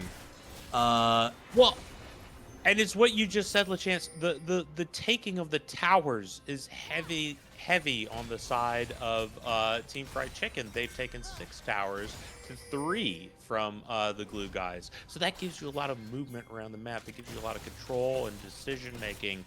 And gold. Let's not forget the gold of the tier 2 and the first inhib turret on the top side. So I completely agree with you. Like, there is a vision in which this all makes sense. It's all very nice and perfectly where you want it to be if you're Team Fried Chicken. Yes, you don't have soul, but you have a lot of other things going well for you on the map. The one caution I have is any more reliance on gold. I mean, look at these bounties. Look at the dragon count. Team Glue has absolutely put the game where they want it. We have a 700 gold Viego. We have a 700 gold Talia. We have very scary champions that could absolutely carry any fight. So you have to be very selective and very careful if you're Team Fried Chicken, if you want to get back into this game. You got to really make sure that when you go, you know you're going to win. But here comes the setup. Yes, indeed. Nocturne in a lot of trouble here as they're going to walk forward and get picked, because that is just what that play was all about. And now they've got numbers. Now, Nocturne's going to be back up for Elder, which is important. And now this is all about defense. This has just turned into a base defense. Can you clear these waves fast enough before the towers are taken out? Can you make sure that you're not going to get dove? And those little grubbies. Those little grubbies are going to be pesky right here when it comes to taking these towers. But yeah, I mean, yeah, Chili Willy Send has also made a great point, which is just like terrifying CS on this Yunara. Trying to say terrifying CS on Yunara. Azir is in the Flame Horizon territory over Talia, but there's a reason the game is awarding a 700 gold bounty to Talia and nothing to Azir. So I hear you, CS is important, but we have a lot of other statistics to take account for now, and you just cannot deny that Team Glue is in the stronger position. We have the Baron spawning in 4 seconds and a whole lot of control of the top river for the Glue guys. Yeah, Baron spawning, Elder down here, and Team Fried Chicken is just saying, we do not care about Baron. Take it, that's fine. Elder's gonna win us the game. Let's clear vision. It's all gonna come down to this Elder. Baron has been seeded, the inside route has been seeded, and now it's going to be all about, like, do you try to take it? Do you try to set up a trap here? I'm sure the comms are going crazy. They're going to do what was just done to them. They're going to try and find an angle, but Viego's on the side right here, and now Zezion dropping that ult as the skies go dark. Nocturne looking for an angle right here. Massive Nico ult the front line, just melting and diving into the back line. Zezion's still alive. Zezion lives through it all. The question is, who is that? Is that Nocturne? Nocturne trying to auto his way to Bondi, but Bondi is going to live, and it's just going to be the shutdown in the back line. Okay, the Azir's still alive. The Yunari's still alive. The main damage dealers for the side of Team Fried Chicken are alive, and they have taken out the mid laner and jungler for the Glue guys right here. Earl King slipping away, and that top inhib is vulnerable, and a series of events that, of course, I did not consider, which is that nobody takes Elder, and in fact, the fight is a stalemate once again, and everybody has to back out because of that top inhib being threatened. Oh no, Earl King? Okay. I forgot that Azir can go over walls. I don't know how Yunari gets out of this, as Bondi is going to chase them down, and we are just going to turn, deal all the damage you can. Bondi, massive autos, man. Massive autos. Yeah, Bondi is late game Senna. Full items, tremendous power through the souls. I don't know if we can see how many souls Senna has at the moment, but it has to be well over 100, which is always scary territory. I was a little uncertain whether Team Fried Chicken could take that Baron, because the Baron was spawning about 10 seconds after Team Glue got the Baron. I'm sorry. So I wasn't sure that they could take the Elder, and it turns out they cannot. They turned to take the fight. It seemed to go well for them, but overall, I'm not sure it's going to leave them in a good position. No, we'll have to see as the Talia ult's going to get dropped, and Elder is down to 4,000. Nocturne is going around the side, but Glue Eaters know exactly what they're trying to pull off here. They're not going to deal any more damage until they're absolutely certain of it, and they're going to go forward. Can they get... Oh, my God! Oh, my God! Team Fried Chicken! They steal it! I believe it was the Azir! They secure the Elder Dragon! And now they're going to be able to fight out this fucking game. Even a man down, when you've got Elder, anything is possible. I can't believe it. The Sand Soldiers stand up at the exact right moment and pop the final damage on the Elder Dragon. Team Fried Chicken, against all odds, finds a way, and they are in a position to fight this out. The gold is basically even. The kills are way out of whack, but the towers are good. The Elder is strong. The Baron is expiring. And what's going to happen in the next 90 seconds? I can't wait to find out. Absolutely, Team Fried Chicken need to leverage this advantage immediately. But this is the have to kind of fight. thing they have to fight. This is the kind of thing where, like, maybe the Glue Eaters won't let them. Maybe they will just run away, which is, listen, perfectly viable. Someone asked for a soul check. Bondi's got north of 160 souls right here. So Senna is going to continue to scale into infinity, which is not even a number really, it's more of a concept. And a very dangerous one in a game like this that is starting to get way into the late game. And they've got this whole lane pushed up exactly where they need it to be. Perfect placement for this Azir passive right here. But the minions might not be strong enough. That's really something to consider. Will they be able to shove these waves in? They're clearing out vision behind them, doing their due diligence. Team Fried Chicken, more than anyone, is aware of what this possibility means. And that's going to be Earl King backing, probably teleporting back up. Maybe for health? Who can say? Yeah, teleporting immediately back. Probably just topping off with an elixir right here. That's going to be Vexrax taking an awful lot of damage. If they get the Braum, that's going to be pretty massive. A smite has been dropped, and oh my god, wait, a massive scoop right there, but Azir's going to go down. Do they have the damage? It's 3 members of Team Fried Chicken left as the Glue Eaters are fighting into an Elder Drake and finding success as Scruffy does dive into the back line, but there's nobody else to follow him up, and he's just going to get cut down as even with Elder, they are unable to take down this massive, thick red oak of a Zezion. The Maokai stays alive through it all, and the Glue Eaters have punched back into what I'm gonna bet, but don't know yet, there have been a lot of twists in this game, will be game 3 of this best of 3 series. Oh, snap. Yes, oh no. Goodbye, Yunara. We love you. We'll see you later. It really is an absolutely killing stroke, most likely, LeChance, and the tree has arrived. The Fimbulwinter is complete. A locket of Iron Solari has been taken on the top lane. Maokai playing support here in the late game, providing his team with even more opportunity to cut through the somewhat squishier team over for the Team Fried Chicken. It's really a little sad that Braum, maybe took just one step too far and took so much damage and opened the door for a massive engagement that ultimately does turn in Glue Guy's favors and now opens up the easy Baron take. Now, it does open up the easy Baron, but, what I, in my heart, was feeling was that the game was gonna finish right there, but there just isn't enough time. Dear God, sorry about that alarm.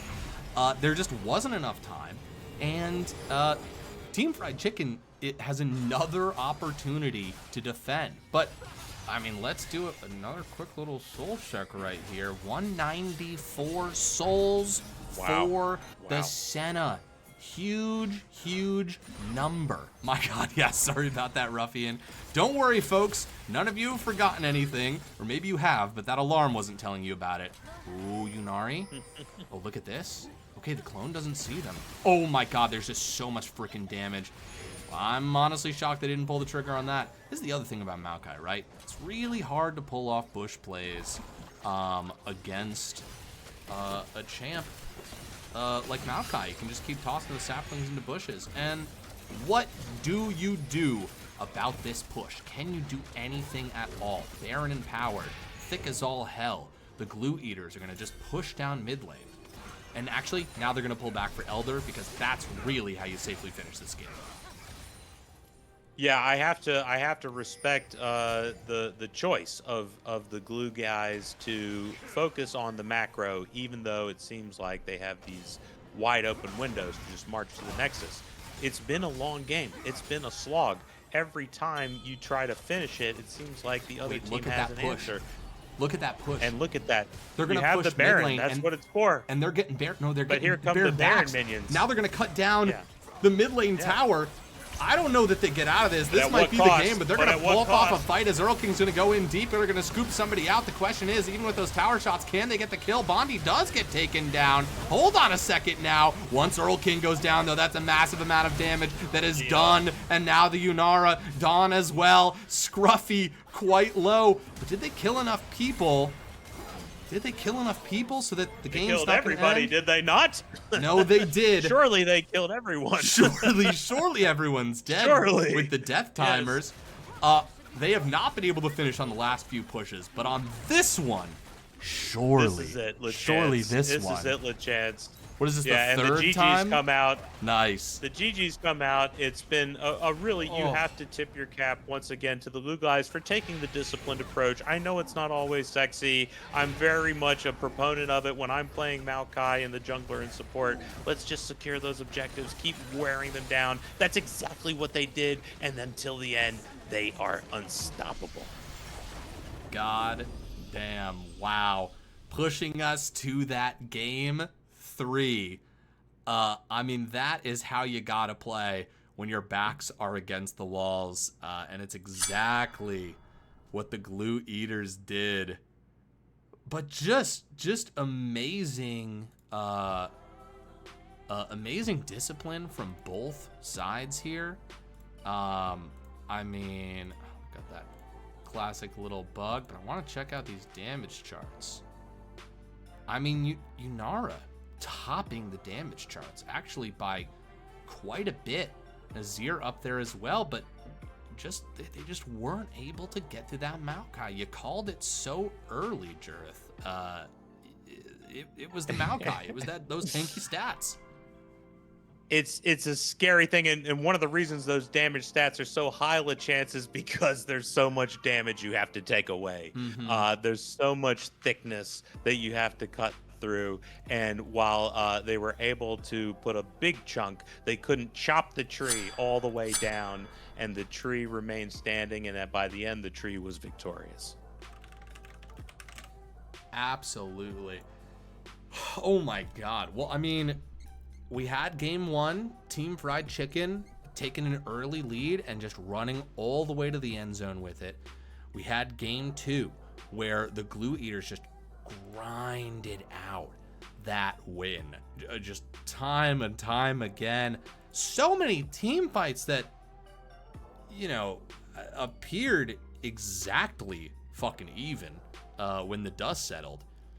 And now we're coming into game 3. I don't even know. I feel like those were 2 diametrically opposed games when it came to sort of like the pacing and strategy behind them. What do you think we're going to see coming into game 3? What do you think the lessons are that each of these teams need to take to turn this into a week 2 W?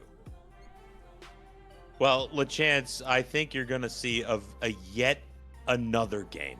Right, a totally different style of play. I think the first game is defined by those early kills on the invade. It made it very difficult for Team Glue to find their feet, but they struggled through and found a way in game 2 to assert their will over the game by making sure it went even early, playing for those scaling champions in a Fimbulwinter Maokai, in a Senna on 200 souls. We have an extraordinary amount of discipline displayed on both sides in game 2. So in game 3, I think it's going to be something else entirely. I think we're going to see, somebody was hovering Lee Sin. I think we're going to see a Lee Sin kind of champ. I think we're going to see something crazy in the jungle. Someone looking to snowball and get a crazy lead early and take control of the game. I think we're going to see another bot lane battle. It's been very contested in bot lane, both games, you know, not going clearly to one side or the other early. I think we're going to see that trend continue in game 3. And ultimately, whoever controls the macro is going to control the outcome of this series. Yeah, I mean, couldn't agree more. I'm so curious what this draft will pull. Once again, we're doing Fearless this season, so game 3s have that extra bit of mystery to them. How deep is your pool? How deep is your team's playbook go? and it just pushes you to the limit in the way that competitive league maybe didn't in the past, when you could lean on what worked, and series were just kind of like, all right, who can grab whatever's hot in the moment. So they're gonna have to push themselves, and we are getting R for draft right now. They should be kicking it off, but before they do, a quick moment of appreciation for our most recent followers. A Little Catamite, Dank Doom 07, Rissin Saab, Duke Dongley, who reminded me to correctly pronounce Yunara, which I will attempt to do over the course of this season. Archer Not Nice, who asked, why aren't we the low budget LTA?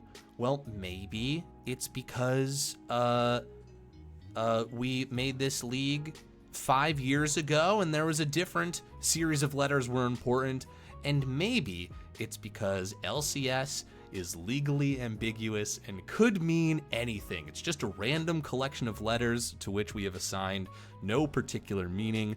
Who can say what we're referencing? And of course, last but not least at all, Goddamn Daniel. Thank you all for being the newest investors in the low budget LCS. We appreciate you showing up and checking us out. In an ideal world, I would have pressed go on the draft exactly when I stopped talking, but not all things are perfect, so they're taking their time.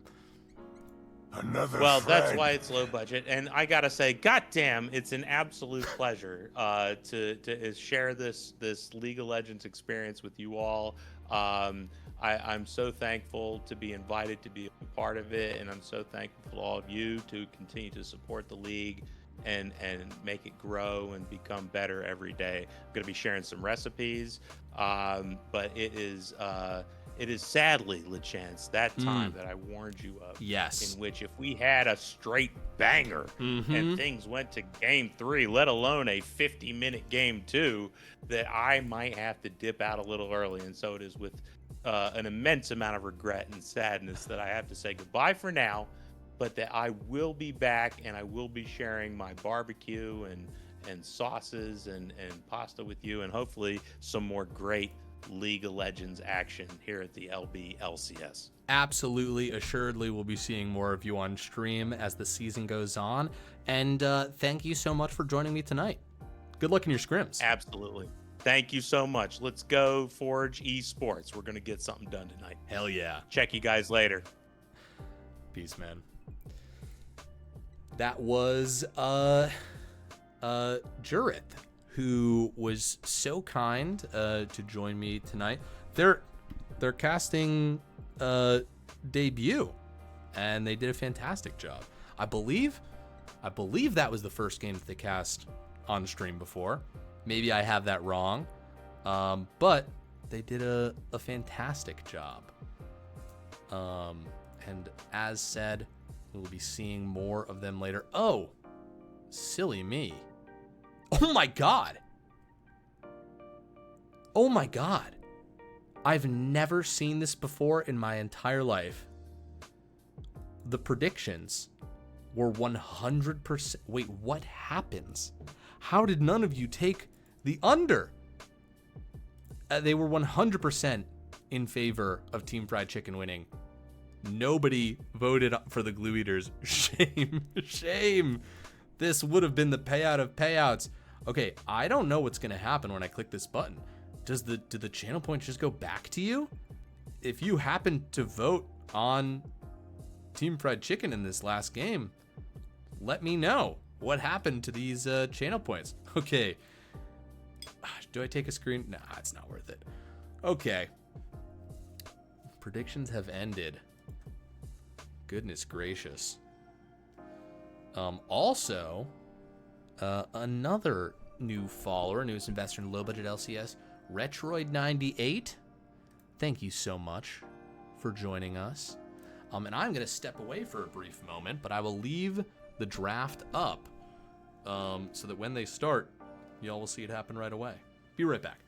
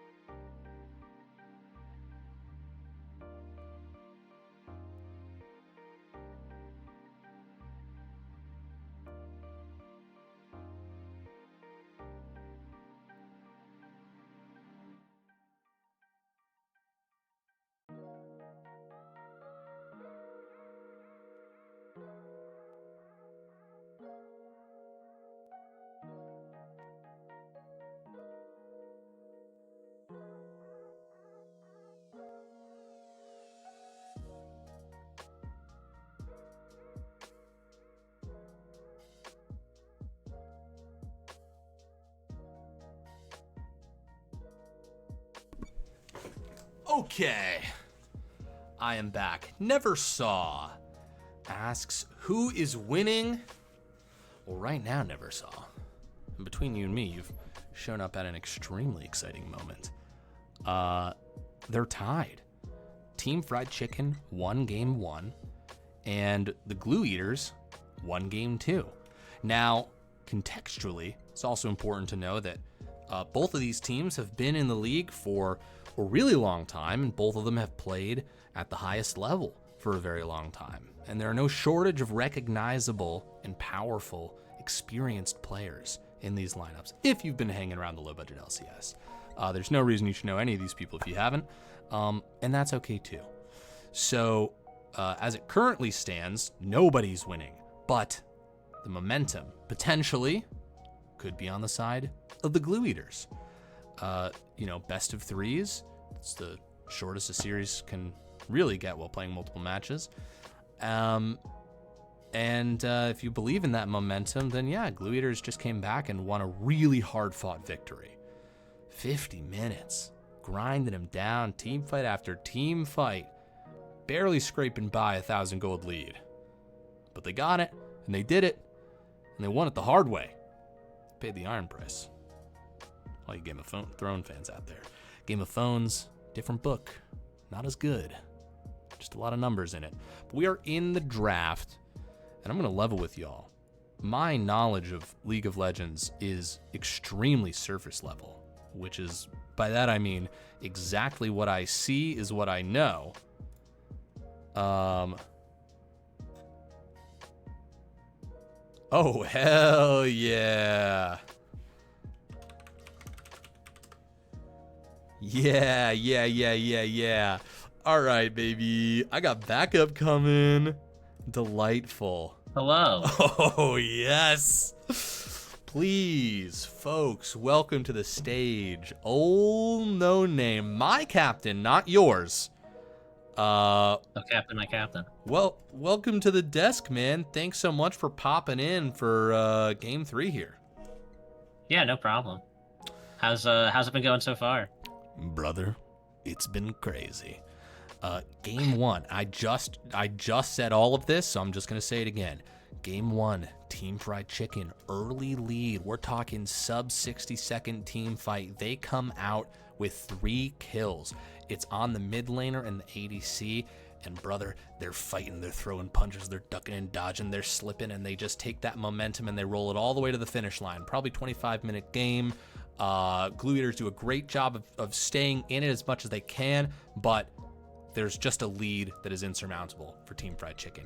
Game 2, they come in right, Glue Eaters back up against the wall. In the hand of Team Fried Chicken, a switchblade. And Glue Eaters just, over the course of 50 long minutes, keep winning these team fights that even after the dust is cleared, it's only about 1,000 gold lead for the Glue Eaters. And it's just like tiny incremental advantages. They went up 2 dragons, then dragons went even, then they got the 3rd, finally got the 4th, but they traded that for their top lane, like towers all the way to the inhib. Just an insane back and forth. Earl King stole Elder Dragon in that last game, but they had a Senna that ended up getting 200 souls on the side of Glue Eaters, and Team Fried Chicken, they finally were able to break the base. So you're coming into game 3 with it all tied up, as it is in all best of 3 series when you get to game 3, but with the Glue Eaters having just won a very well fought and long game. And now it's really a question of like, what have the teams learned from this series, and who's going to be able to just sort of like shake it out, refresh themselves, not wilt, and have the endurance to dig in deep and win this game 3. And that's how it's been going. Yeah, I guess that's a little exciting. Is just a little exciting. It's just I guess I could kind of see why people are hype about this. Just a little bit, right? Yeah, it has all the hallmarks of a very exciting series for sure. I've just sent you the draft link so that you can see things up to date, second by second. And they've just been drafting away, which probably you have more to say about than I do. I'm not as good as walking us through it. I don't think there's anything too like astounding here. Both comps. I'm interested. I'm presuming that's a Vladimir mid, considering we see a Gnar into the Syndra. I'm interested to see how that will go, because I feel like I don't see Vladimir's mid that often anymore. But I think overall, like, you've got the scaling Smolder, you've got like really strong standard picks like Syndra and Gnar. I guess I haven't seen Hecarim in a while. That one I'm also interested to see what they do with. I think he is pretty strong right now, but I don't know where his build rests in terms of like somewhere between lethality and bruiser. Sure. Yeah, very reasonable. Oh, is that a Quinn hover? Into a Nasus. Into a Nasus Gnar. That's so much scaling with the Smolder Nasus. Dude.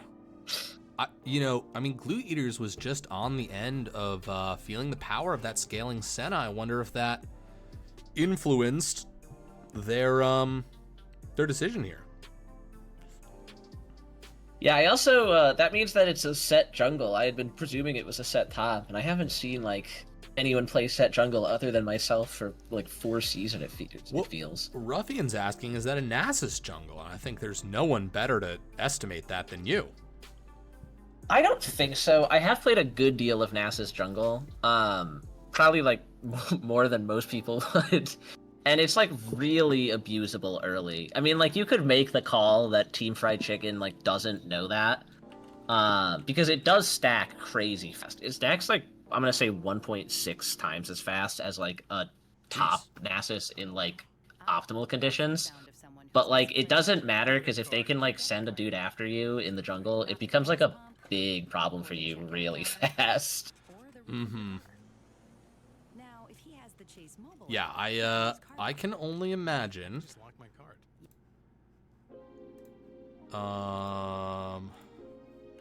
Nice. Okay. Ho, folks. The predictions are live, and we're in it now. I do have a question for you. Yeah. LaChance. Yes. I don't know how. This is a logistical question because I just joined. How are we planning on having me watch this game? Don't sweat it, baby. I'm going to stream it to you on Discord. But, okay. And here's the fun part. I will have to leave the channel and then re-enter the channel and then stream because of the I've cast, just in terms of games, I've cast 1 best of 3, 1 2-0. So this will be the 10th game, and every single time, for some reason, when I'm streaming it to people, I have to leave the channel and come back and start the stream again in Discord. I don't know why. I will take your word for it. Oh, goodness. So, while these... Oh, also, there's a whole thing with the lobbies where people aren't able to line up in order right now. Yes. So while these people lock in these champions, do you want to reveal all of our strategies on stream for the game that we'll be playing this weekend? You know, that would require that we have strategies. They can't get inside of our head if there's nothing there. I mean, we don't even have like a lineup for. We know like who can play, but I don't know who of us is going to play, and even then, I don't know what positions, because at least 3 of us could play like anything.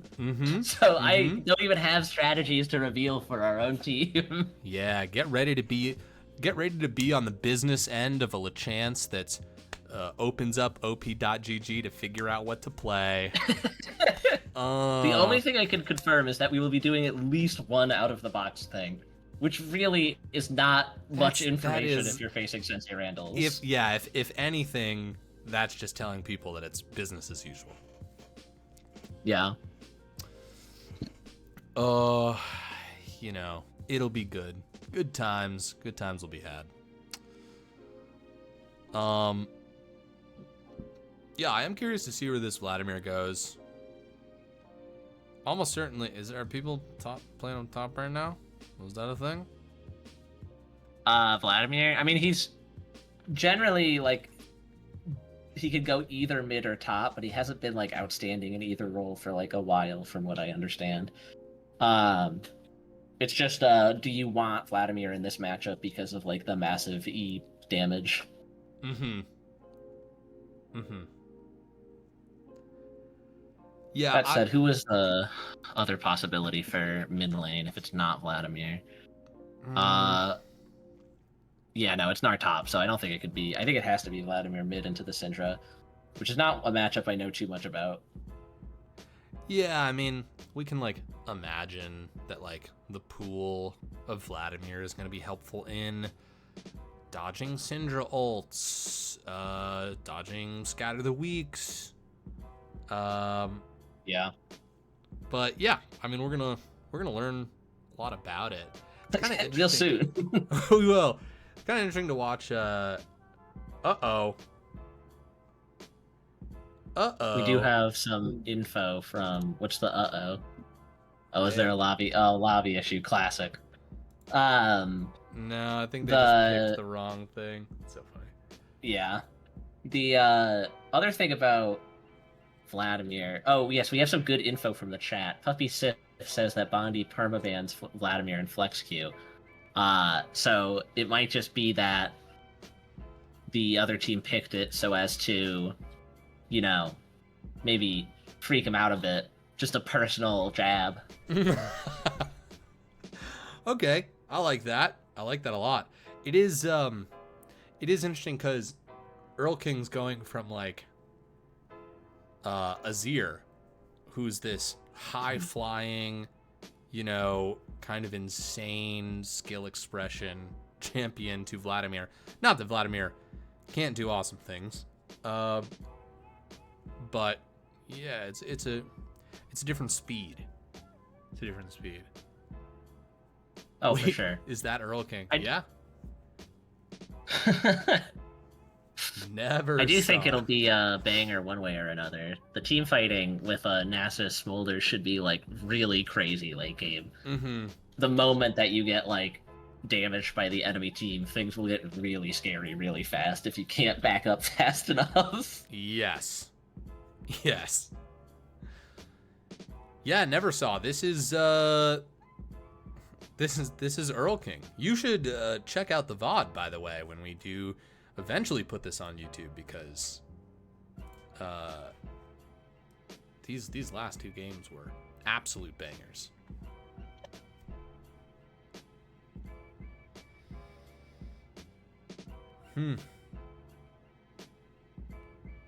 No, LaChance, I don't know if you want to change this, because, you know, we do want to keep things a little budget around here, but it does not say that I am currently casting on the screen.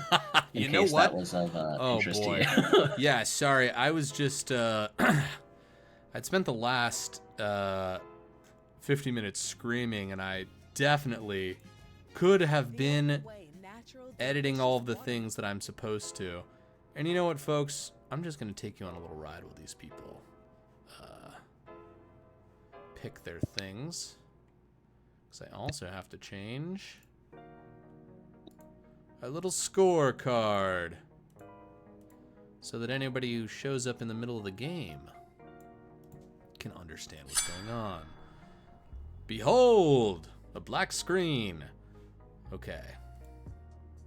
Oh, right, and I should change the sides that people are on, because they're on different sides right now.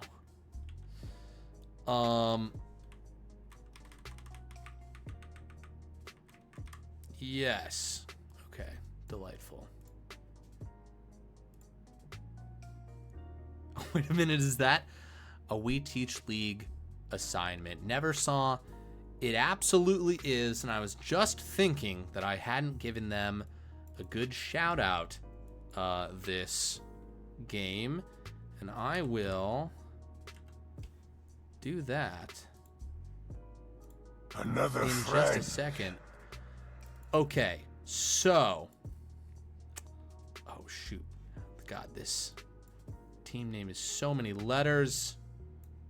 Wait, what is it? It's Lane Zero Clue Eaters. Yeah, there we go.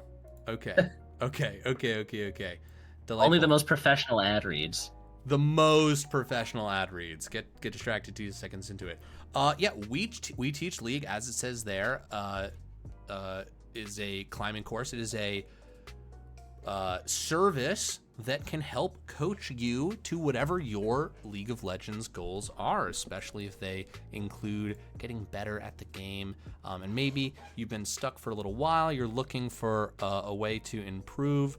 Well, we've been talking to these guys for a little bit, and they're extremely friendly. So if you want to use a service that has incredible reviews, you can check them out. There is a link below on our Twitch to them.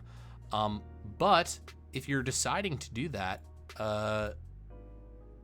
don't stop there. You can use our code, which is LBLCS, to get 30% off your first month, which is very generous. And Neversaw can vouch that they've spent almost 5 years in the mid lane academy. I mean, if we're talking about testimonies, folks, that's a pretty good off the cuff one right there. So check them out. We've been having people swing through the stream.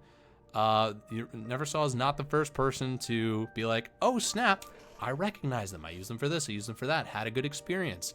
So definitely something that is worth checking out.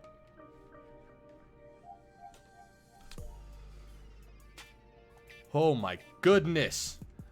It's one of those like series where so much has happened that it's all but melted my brain.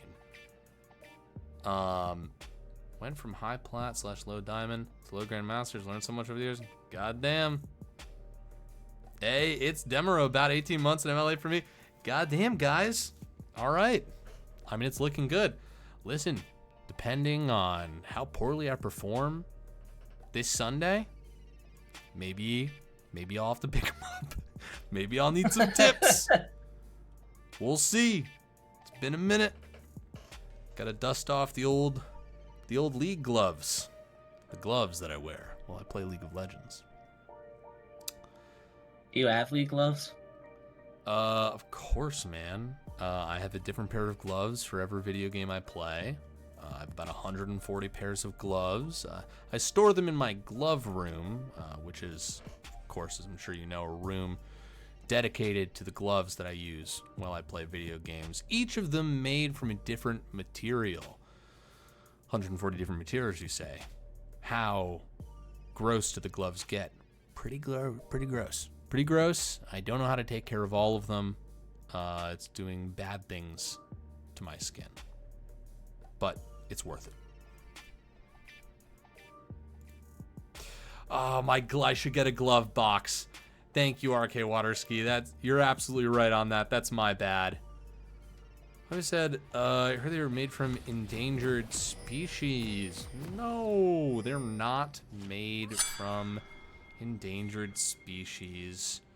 Because I don't think species count as endangered if they're extinct. I think that's a different subsection. I'm pretty sure I got around that. All right, I'll be back in 2 seconds. 1, 2. Okay. Why don't you let me know if there's anything on your screen? Yes, there is. Okay, that's really good There's to hear. a fight on my screen. Oh wait, there's a fight? Or there's a not. fight about to happen? There was. We were very close to a fight. Okay, good. Okay. Folks, buckle up as we go into Game 3 here. This is the LCS League. This is the highest the low-budget LCS gets. Dare I say it, we've taken the name off of the ground. Now that Riot's done with it, we've slapped it on the strongest players that we could find that signed up for as this. a reminder, LeChance. Yes. You could move the little portraits at the bottom around Right. so that everyone is in order. Yes. Yes, absolutely. A good call. We'll get there. Okay. Okay.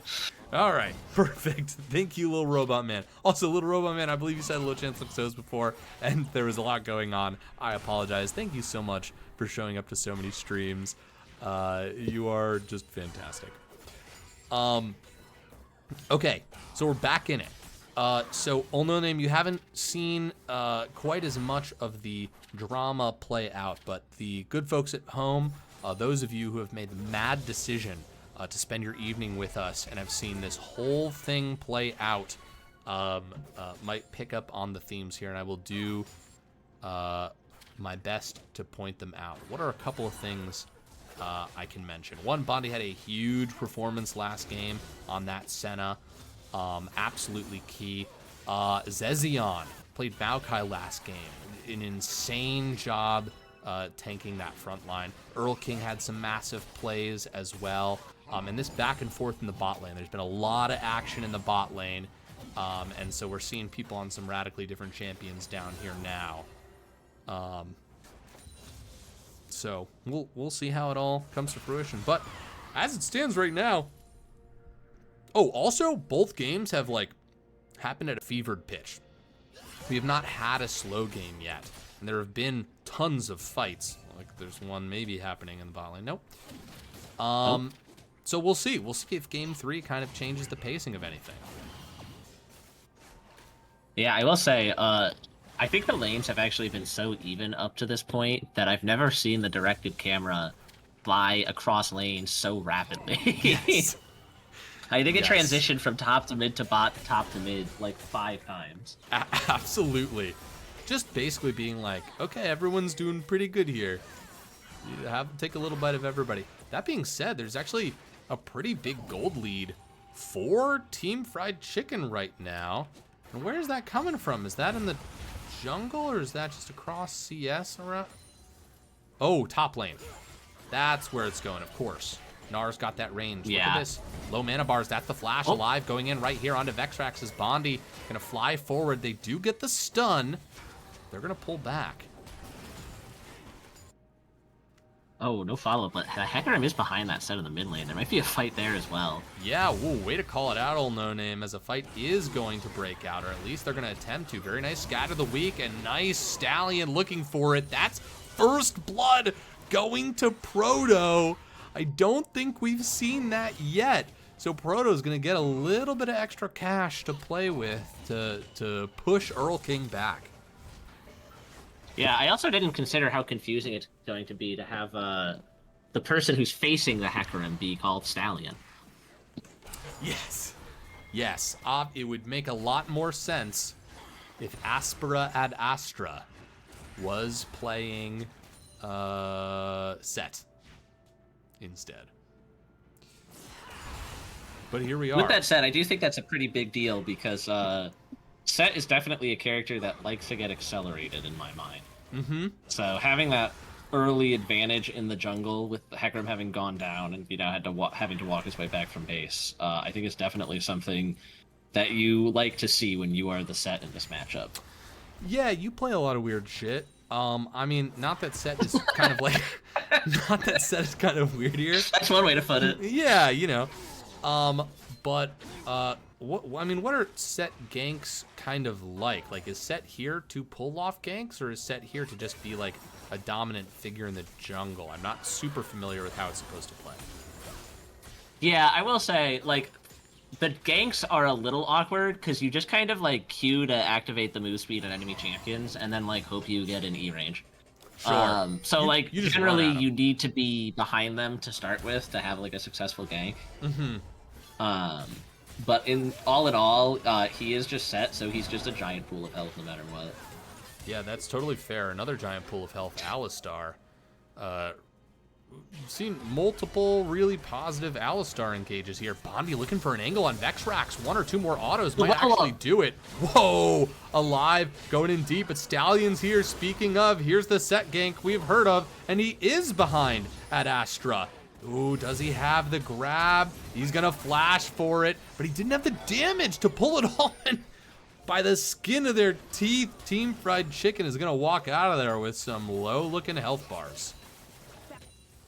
Yeah, the level up to level 5 from Seraphine to survive that last auto. Right. How about with the fact that Hecarim picked up two... Oh my god! Oh, there's the ult. Hold on a second. Bondi gets the kill at Astra. And They he didn't dodges have the the Sivir damage. Q. Oh my god. Dodging the Sivir Q, he survives that. And, you know, as I was just saying that the Hecarim gets to survive, oh, they find the Sivir, and I think she just goes down. My And that's a huge swing. god. All no name, that is massive. This is exactly what the... not exactly, but 3-1 was the early game score of game 1, but it was in favor of Team Fried Chicken, and now Glue Eaters have this lead. We're gonna get to see what they do with it. One thing they're gonna do is grab that first Drake.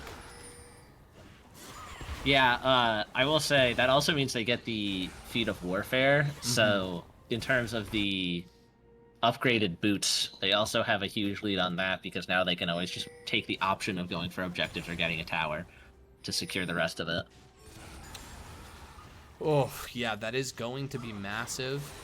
I'm sure Set won't hate that either. Well, Bondi in the 2v1 down here, but probably gonna do just fine. They've allocated that Alistar up to those Void Grubs, just to have another figure to help secure it. Oh. I will also say I imagine that Set is going towards that Stride Breaker, and that does help alleviate the gank issue quite a bit. Okay, I said that Smolder would be okay here, but certainly does look like there is a lot of poke that's going to come out. Not much that Smolder can do about it. Yeah, I mean, at the end of the day, you're facing Seraphine Sivir. You're gonna get hit by like 30 different projectiles while you're farming. Right. Yeah, not too much you can do about it, I suppose. Fancy feet only get you so far. Yeah, that's true. That's true. Can only be so good at DDR. And they're gonna get those Void Grubs too. I mean, Glue Eaters are... Okay, so here's the thing. Up in kills, up in objectives, but down in gold. And this is just like the Team Fried Chicken. I think Adolf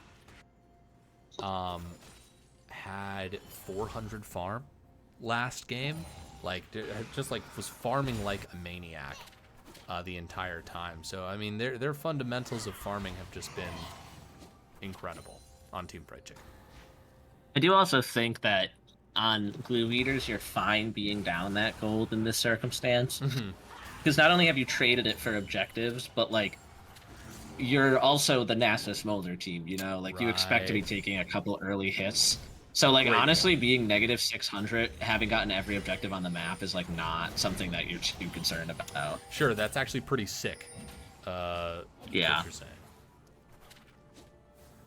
Now, granted, I don't know how the like question mark in this game for me is that like Sivir is also a crazy late game AD carry, and I don't actually know what happens when a late game Smolder goes up against a late game Sivir, you know? Yeah, absolutely. Oh, a beautiful ult from Vexrax right there. Just saying no thank you to that gank. Yeah, they will just walk it off. It's another 2 minutes until the dragon, so I think both sides are feeling unambitious about fighting right now. Whoa, that was the Syndra ult right there. Earl King Yeah, does this survive. is the issue with Vladimir, is like, you don't get the kill on that, and now he gets the 10% missing health in the queue, unless you get it right here. Oh, he's gonna ult, and the camera cuts away. You can assume that nobody dies there. Yeah, Vladimir just got half his health back from the ult, and they walked back. God damn. The sustain is real. Hecarim's in the neighborhood. You certainly, one of the things you want to see out of a Hecarim is just showing up a lot, using that ult, so certainly going to be looking for an angle on it. Maybe looking top lane, as Gnar is showing up on top side again. Maybe they'll pull a gank off. Maybe not. we're just back down to collecting gold, and I think you're right, waiting for that. Oh, Oh, Bondi wants dragon. it. That's a low-looking Sivir. Oh, Stallion. Unbridled down here in the I don't know bottom. if he got in without them seeing him. There was a ward in that center bot bush before Alistar cleared it, and he'd already walked into the bush before that. So it's possible he did get spotted. Okay, flash over the wall. Live's looking for it. Good flash away. Sivir's still alive. That's the set ult. Smolder ult coming out as well. And that will be 2 kills picked up, putting the Glue Eaters up 5-1. Yeah, extremely clean plays from both sides. The Alistar flashes over to get the WQ on the Sivir. The Sivir flashes the W so that nothing happens, and the set ults, breaks the Sivir spell shield, and then ease the Sivir into the stun with that. Yes, indeed. And this is, speaking of clean ganks right here, that was clean as clean can be. Very nice wraparound from the Hecarim. Oh. I am fixing one thing. Okay. It's not a bug, it's a feature. It's a feature. We've been so kind enough to hop on at the last second here. I want to make sure that we have your actual name up here. Oh, wait, okay, there we go. Okay, beautiful. All fixed. Again, a feature. Okay, dragon fight coming around. Let's see. You just want to contest it. Yeah. The camera didn't want to show us that, but there we go. The Yeah, I know. Alistar's going to come in. They're going to pick up some CC onto Earl King. A massive ult from Vexrax there. Low health bar on the Alistar. The pop from the Vladimir ult's going to do it, and the fadeaway Syndra ult picks up Vexrax right there. 1 for 1. We're back to a 3v3 as Ad Astra is going to go in, force a flash from Bondi as Proto duels with Earl King in that little triangle right there, but no one else is going to go down. They're happy with the trade as they Yeah. back off. Bondi used the Smolder E thinking that he could not get either that the Hecarim couldn't reach him in time or that he'd already been hit by it, and he had to blow the flash as a result. Yeah, that makes sense. Bondi looks like he might wrap around. I think he believes that he can catch this Sivir, but both ends of the queue. Yeah. Puppy says he's smolding. Bondi is smolding. You're right. You're right. And we're gonna put that in our pocket for a little later on in this game when. Oh, that's Smolder a lot doesn't of- come online. There's a lot of humans top on this manaless Another Nasus. friend. Yeah, I don't know that Zezion gets to do this peacefully. That's the CC. Yeah. Vexrax waiting till the exact last second, letting Zezion feel like they can open up the shopping tab. They're going to go for the back, but they know there's not much that they can do as the Hecarim is going to ult in, and my Yeah. god, everyone really showed up. Great scatter of the week. It is going to catch Vexrax, who will not escape the fists of Stallion. Very nice. Gets the pop, but no kill to be found there just yet. It's a nice little pickup for Team Fried Chicken. Yeah, and now we're in a bit of an awkward state across the map because there's no objectives up there, but you have 4 people at the top. Your options are to try and find a play as Sivir gets this, or oh no, I'm sorry, the Rift Herald was spawning, so they were setting up for that to begin with. Perfect. That was calculated. Yes. Anything that happens, you just got to assume on purpose. I mean, everything must be calculated when Bondi is smolding. Except when Bondi's smolding like he's smolding, gotta be calculated. Great pickup here. Where do you think they dropped that Herald ult name? So I think it depends. It does seem like they're just gonna hold on to it right now. They definitely want to crack mid open, and I think they're like looking for the angle on that, but the wave's not in a good state, and I think they probably need to go make some purchases after plays around the map. Mm-hmm. Yeah, totally fair. And I mean, there's not always a rush with using Herald. It can be worth it to hold on. Maybe use as a distraction play. That's going to be a Nasus. Ulting is going to get pushed back a little bit. Earl King drops the ult onto him. Vexrax does have the ult, but is not going to use it just yet. That's going to be the heal. Some shields coming out as well. The turret was doing work. We may have witnessed the last moment of the game where you can tower dive that Nasus. But we will see. Yeah, they took a lot of tower damage. They really and did. we do have 2 people closing in. Yeah, hot on their tails. Proto goes for the scat of the week, but it's Earl King on that Vladimir. Turns into a big old kiddie pool of blood, and that's weird. But gets away, goes untargetable. So I was like, pool. What extra descriptor can I put onto that? Well, that was a miss. But they chase him down. Both teams are going to be looking for this dragon in a minute. And I have a strong feeling that is when Set will drop the Herald either mid or bot to try and open up space around the dragon.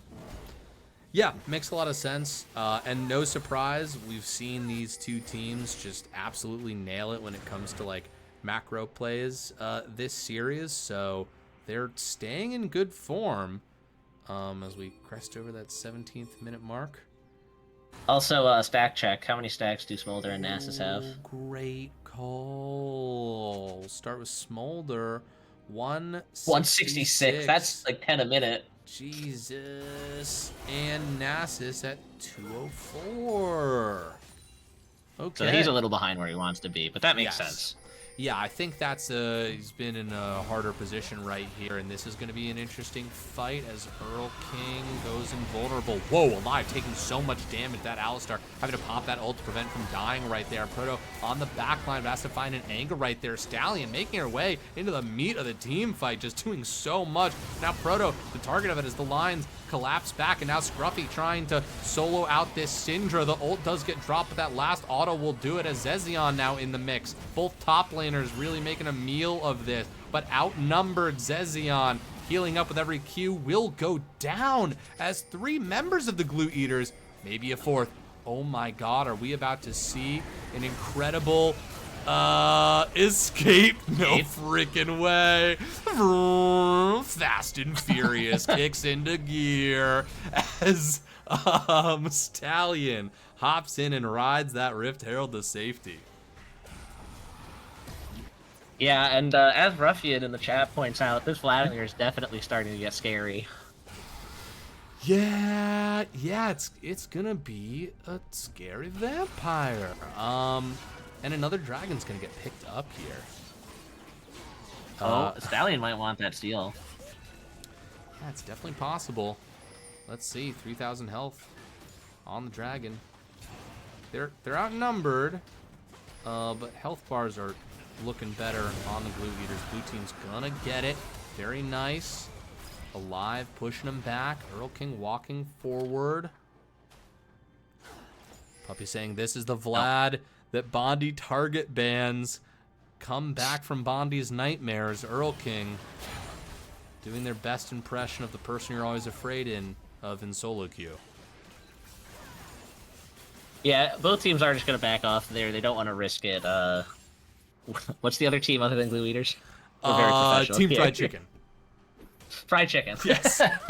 Team Fried Chicken knows that their health bars are low. They knew that the 2 remaining members were coming from mid lane, so there's not going to be a fight, and the dragon will just go over to Glue Eaters as they're kind of looking for this Alistar. Oh, yeah. I mean, he's got allies nearby. He's going to pop that ult, live for a little bit longer, but he's going to go down. But dare I say it, that's a 1-for-1 trade. But Bondi in the mid lane finding themselves outnumbered. That's also a shutdown onto that Hecarim. I didn't expect that considering he only has 2 kills. Wow. But that's a big deal because it was a trade for the Alistar. Yeah, and Set picked that up too. I mean, let's take a peek into their wallets right here. That's certainly catching Set. Wow. Hecarim does still have more gold than Set does. The side of Fried Chicken has 2 more turrets right now, so it's pretty tough to outmatch them in gold as long as like CS and kills are close. Team Fried Chicken, same with like last game. That was why they kept staying so close in gold, is like most of the turrets were taken by Team Fried Chicken early on. Yeah. I guess until the game. That makes sense in this game, at least because you have the like much lower priority champions like Nasus and Smolder on the side of Glue Eaters. But it's also like going to be an issue in these upcoming fights because you know, before that scaling comes in, that mid-game gold advantage is going to be big for, you know, characters like Hecarim and Vladimir. Especially since Vladimir's already hit his Rabadons. Yeah, Jesus. God. Earl King's so scary, man. It's ridiculous. Yeah, but we'll see.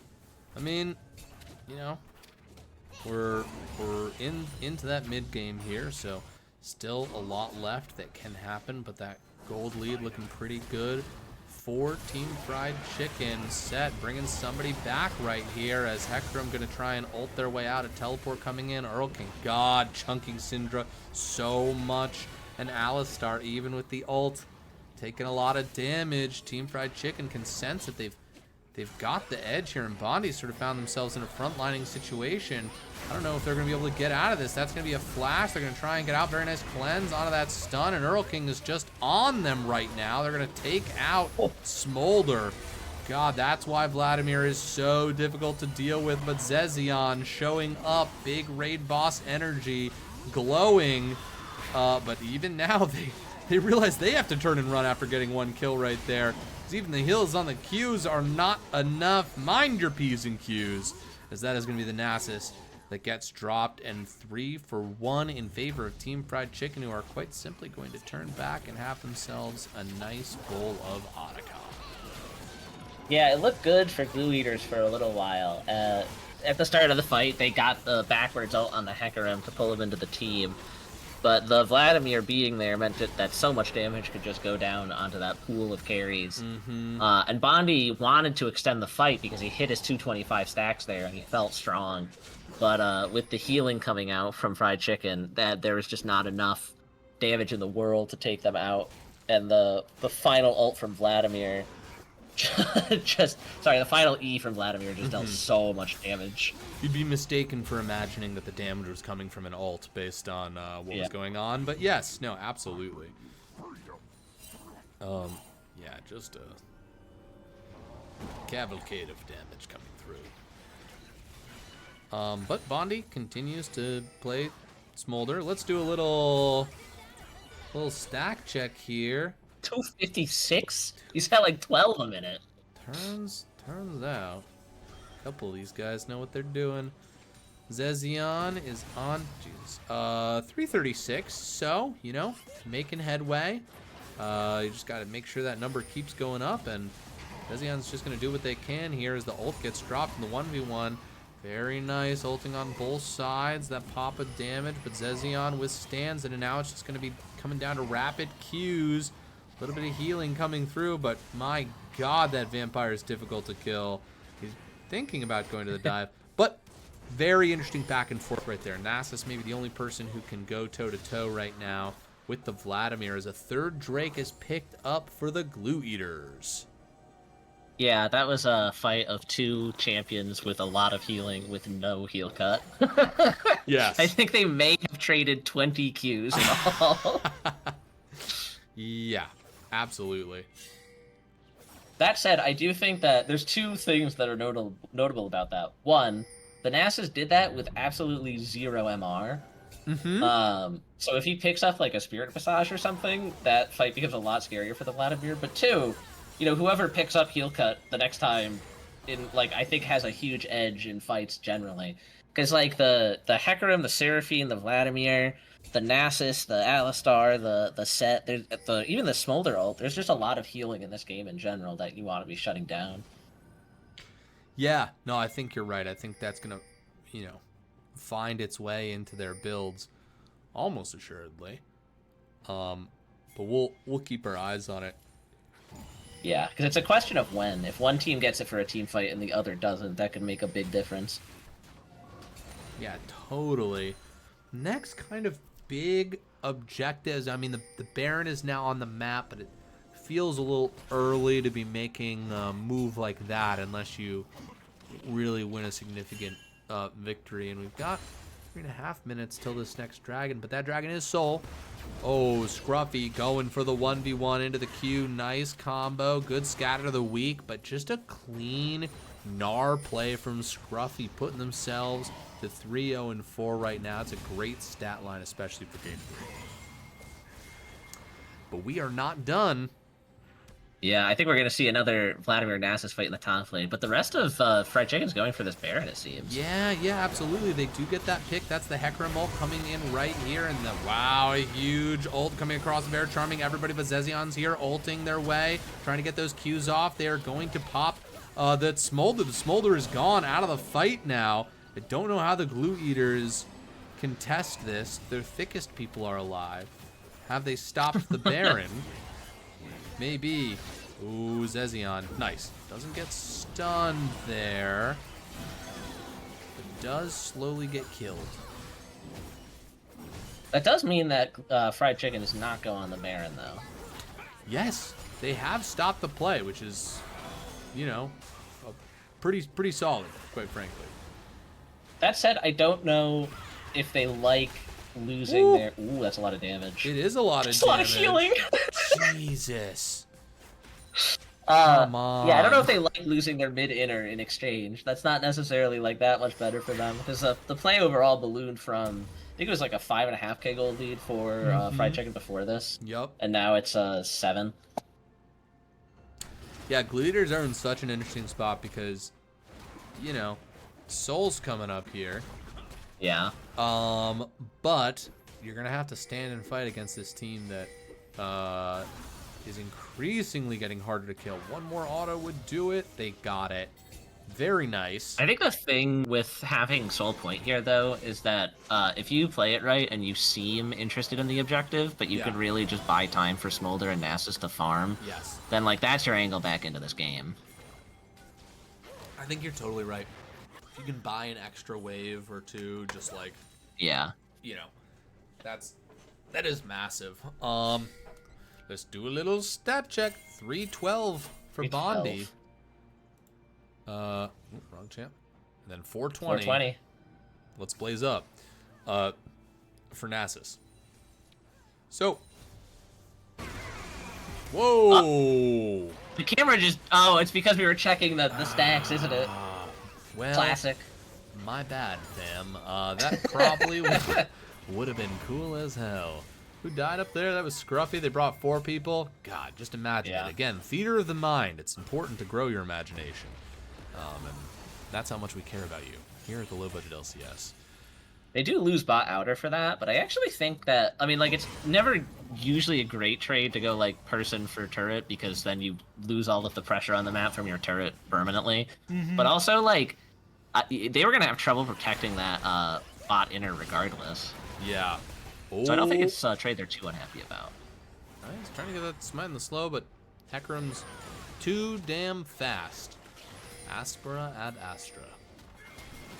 I think that's an anime reference? Who knows? Alright. So, maybe a Black Clover reference. Proto flashing away. Nice scatter of the week as they flash away, but Scruffy's on the other end of it. That Gnar has just been cleaning up, picking up kills all over the place, and alive, tanking a lot, but there's no backline to be dealing the damage. Hot damn! That is a vampire from your nightmares. Yeah, and now this is where it's really tough for Glue Eaters to find their footing, because, you know, there's a lot of space in the early game to, you know, have these scaling champions and be like, it's okay, like, we've got a manageable deficit here. But, you know, if they're going to have a lot of trouble contesting this Baron with those 2 dead, and the gold lead has ballooned so much that it feels tough for them to find anything into this just uber buff Vladimir and Gnar. Yeah, absolutely. And just the trading back and forth, holding a choke point, eating ults. Vladimir is just wild right here. Now the ult is down. Stallion looking a little low. He's gonna ult in and go for the steal. Wait, does he get it? Did he get it there? No. The red team does get it, but I really like the setup. Zezion, the next to fall. Proto on the chopping block, as just they're gonna pick up kills across the board here. Earl King going legendary, and truly legendary status. 8-0-9. just getting stronger and stronger and stronger. I'm going to start banning Vladimir based completely off of this game, knowing that I would never be close to having Earl King in my solo queue. Syndra finally got heal cut. I was just about to comment on the fact that it's like really bizarre that they haven't purchased any heal cut when the Vladimir has been this dominant for so long. But it seems like Il Proto was, listening in on my thoughts because he immediately purchased it. Yeah, it's necessary now. You can't deny the healing that's coming out of Vlad here. And we'll see how much the heal cutting makes a difference. Now, yeah, the problem now is you can't heal cut damage, and that Vladimir's gonna like 3-shot half the team. yeah, he really, really is. What's the breakpoint for Smolder again? Oh, he hit it forever ago. Yeah, He's getting the extra like modifiers on all of his abilities from getting more stacks now. Yeah. But yeah, at 11 stacks a minute, he's definitely hurting off those Qs. Yeah, it's just what do you do about that, Vlad? I mean, the pool is such a strong ability, and I just don't know what the answer is. It's just I think the thing positioning? is, as Glue Eaters right now, hopefully you want Zezion to not die here. That's a toughie. Yeah, he's got an ult. There's a lot of people running at him. And he is indeed dead. I was going to say, you want to just play it slow, because you actually have a lot of room to wait. Oh, they're going in for it, maybe trying to find a pick, and they absolutely delete Sivir right there. Really Yeah, nice that's mathematical angle. Oh my set god. for you. Okay, so Bondi does a little bit of damage, you'll name. Uh-oh, speaking of Bondi damage, does a little bit of though, damage, Earl and so does King Stallion. may have hurt us. Oh. Alright, so gonna take top tower. Jeezy Pete's.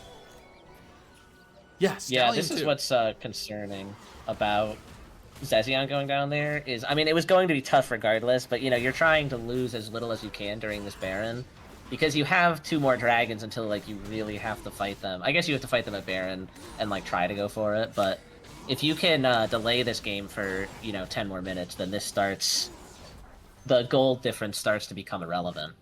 But the more you lose while Fried Chicken has these Barons, the harder it's going to become. Now, with that said, even the Smolder is like almost full build.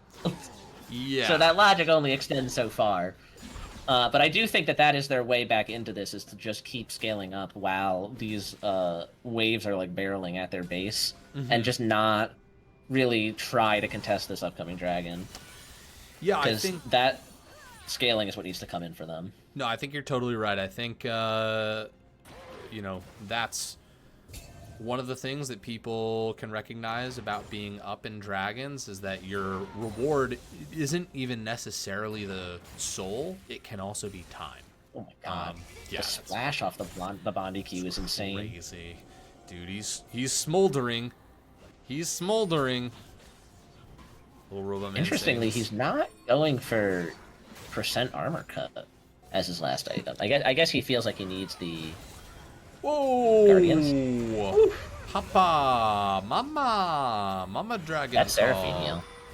Yeah, that was important. Okay, but the fight is going to pop off. Bondi's used all the ults, and now at Astra, diving in deep, trying to get to him. And look who it is. It's the Vampire trying to find an angle. Massive Seraphine ult, claiming a lot of people's attention right there. It's 1-for-1 as Proto has been pushed out of the fight, but Bondi's alive in the bush, shooting fireballs there. Really taking people down, but look who's left. It's Earl King attempting to 1v4, not 1v4, because Scruffy is over the wall right here. That is such a low-looking Vampire, and they want the shutdown so bad, but it won't happen right now. Indeed, actually, maybe the reward is soul. Is the soul. Yeah. Okay, call me crazy. Now, I guess there would be no reason to let them take it, right? No, yeah, no. Now- Absolutely not. Now Elder is up. And now... or will be up in 6 minutes. But no, It's you're right. yeah, it is scary to have Elder up for the side of Blue Eaters. Yeah, But at yeah. the same time, like you just proved that there is a win condition in your fights, Totally. you know. Totally. But also like the Cloud Drake is so big for the fight positioning, which is like the Totally. biggest deal. 100%. Because like that was a gloriously played fight because the Alistar W forced the Hecarim ult so that he could go unstoppable. Mm-hmm. And then Bondi E'd out of the Hecarim ult, and so the Hecarim was forced to E him away from the team, and then he was just too split. And Right. after the Hecarim was too far away from everyone, the Smolder could just hit from the backline for like 20 full seconds.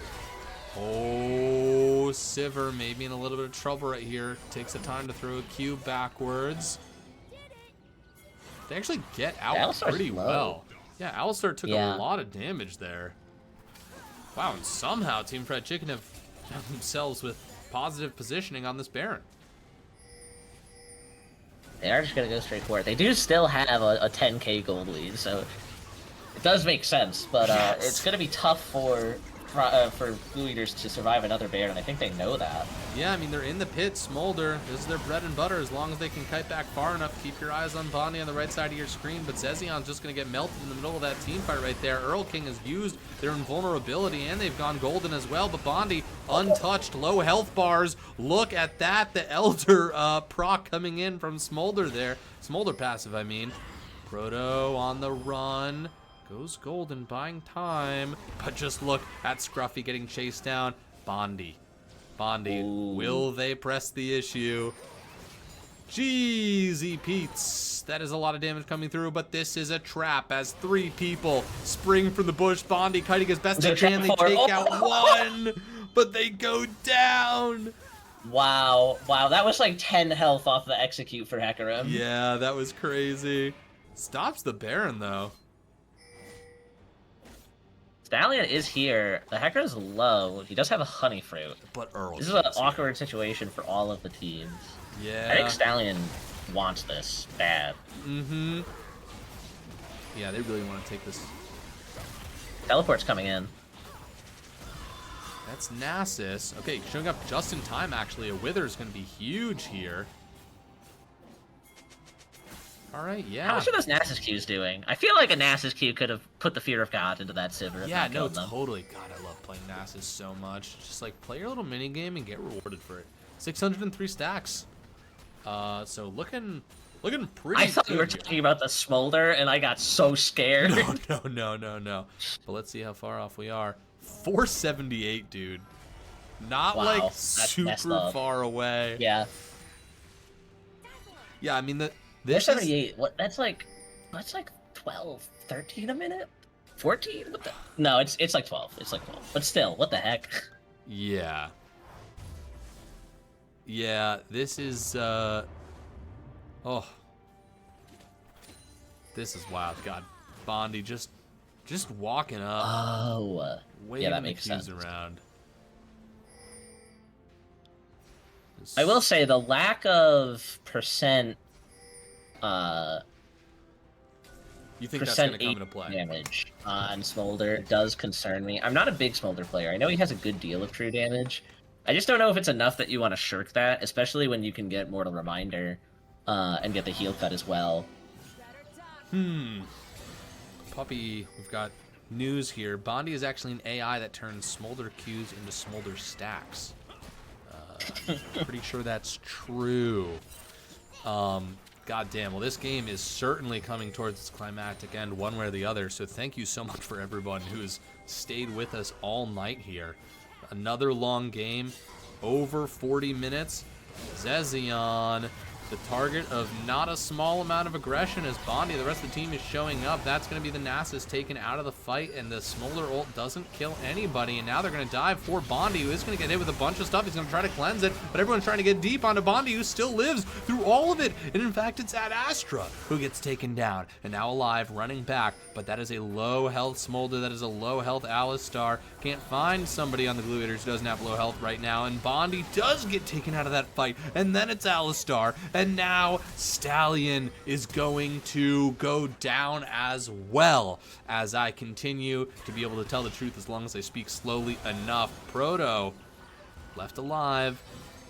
Oh, you can't go that way, no, Proto. you can't go that way. Gotta go around the mountain. They want him. Yeah, they really do.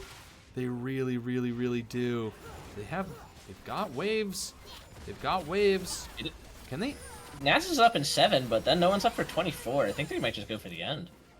Ruffian says the Syndra defends this. I'm doing a backflip on stream. Okay, we're gonna keep them to that. Don't know how dangerous that'll be. Earl King trying to snipe Proto right here, who is gonna go golden, and Gnar doing everything they can on the tower. Wait a second, is this the end of the game right here? As Team Fried Chicken pushes in on the Nexus, now exposed to 3v3. Look, Siver's coming back now, alive, trying to dive in, trying to keep the Glue Eater's hopes alive, but Team Fried Chicken end it.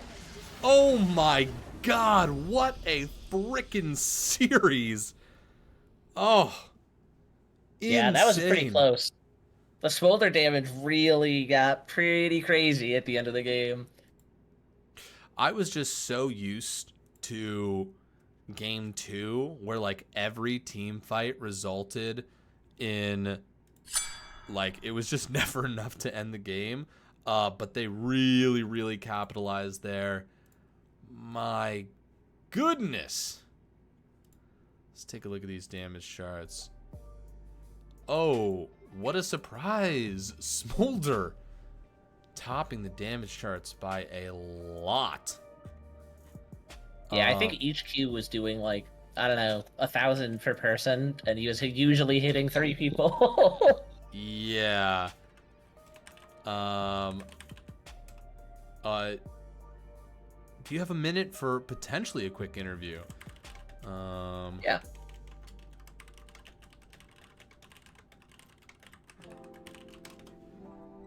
And we'll see. We'll see if we can get maybe 1 or 2 questions off. And if not, that is totally fine. It's late. Don't worry about it. But if you are interested, if you want, hop in community, and I will pull you up.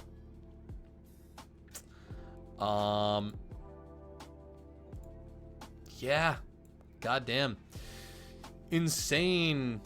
What do you think happens if they don't win right there? I mean, you think Glue Eaters are pulling it out? I mean, it's still an uphill battle from there. You know, you gotta, because you're losing the Baron, like, regardless. Or they didn't turn back on the Baron. But you're losing your Nexus turrets. It's going to be really hard for you to exit your base. They're probably going to reset and go back on that Baron. You're not going to have an easy time stopping them. Mm-hmm. So it's, like, not guaranteed by any means. But it really, like, at that point, I feel like it just comes down to another Smolder fight like that, you know? Like, that was the exact thread by which the, like, last fight by the Glue Eaters had been won, where the Smolder didn't get hit by the Hecker Ult. Like, the tail end of the Hecker Ult touched him in that fight.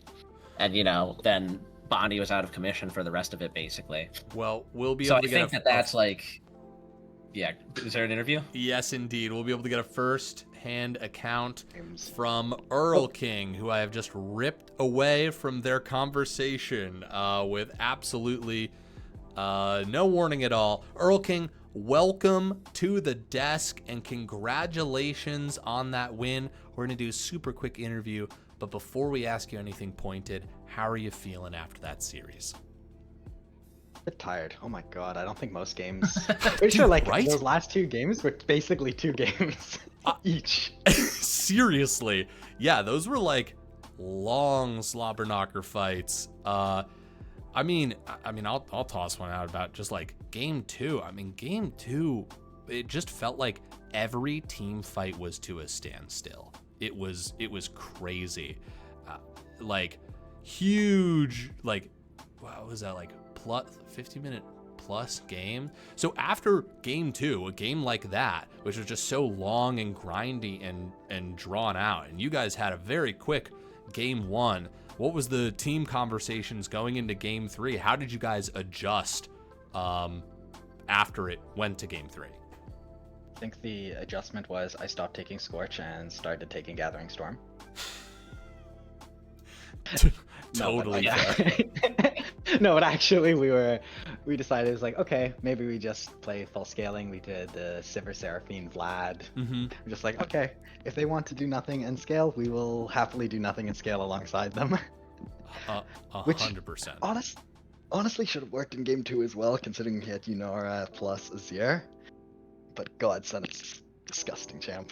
Dude, absolutely. That was insane by them. No, that it really was. Yeah, Glue Eaters, like they fucking fought hard for that in game 2. You had some incredible plays in game 2 too on that Azir, fucking scooping people up. It was insane. But absolutely, big up to the Glue Eaters. Okay, so that was the adjustment into game 3. No Name, anything pressing that you'd like to ask? Yeah, I was curious because chat was ruminating about this. They were saying that you perhaps picked the Vladimir because you knew Bondi hated it. Is this true? He hates it? No, if it's worth anything, the Syndra is just also a miserable champ to lane against. Sure. So you just It wanted makes the him feel healing. any better. Yeah, it was kind of just, probably the hardest scaling champion I could think of left after they banned the Kassadin. Good ban on Mhm. that, by Yeah, the that way. felt safe. I was gonna beg my team for it, and they were gonna hate me for it. So it's probably just good that that was banned. Ugh. But yeah, no. If I had that insider knowledge, I would have picked it earlier in the series. Well, listen. Wait, I don't even know if the chat rumors are true. That's something you could never trust. But that was what was said. That's true. That's true. Yeah. Well, Earl King, it's late. Thank you so much for joining us. Congratulations on just like genuinely big ups to Glue Eaters, big ups to you guys. Genuinely so much fun to watch you guys play. You all really put on a clinic tonight, and it was a blast to watch. No, thank you. It was great to play. I just love you guys casting and everything. It's so much fun. You guys, honestly, you guys have some of probably the best casters amongst the leagues, so it's great. Shucks. Oh, shucks. All right, we're blushing. Anything else you'd like to say before we let you go? Didn't really have anything. Thanks to our top laner for subbing in last minute. It was a bit hard scheduling this game, so gotta shout him out. As well as our jungler for role swapping to jungle to accommodate that. Nice. But yeah, there was a bit of musical chairs going on there. But other than that, nothing really. Thank you. Well, I'm certainly glad you guys got it together. Thanks so much, Earl King. Have a good one. You too. Night. All right, that was Earl King, dare I say, star mid laner of Team Fried Chicken. I should have asked them about the Elder Steel. Well, I'm really tired, and I'm sure I'll think of other things I was supposed to ask. A big thank you to Jurith for coming on and casting, and a huge thank you for No Name. Thank you for coming in and casting this last game. It's always a blast to cast with you. Anything that you'd like to say before we leave? You caught me cold. Dang it. Fuck yeah. I should have known. All right. Peace. Goodbye, everybody. Yeah.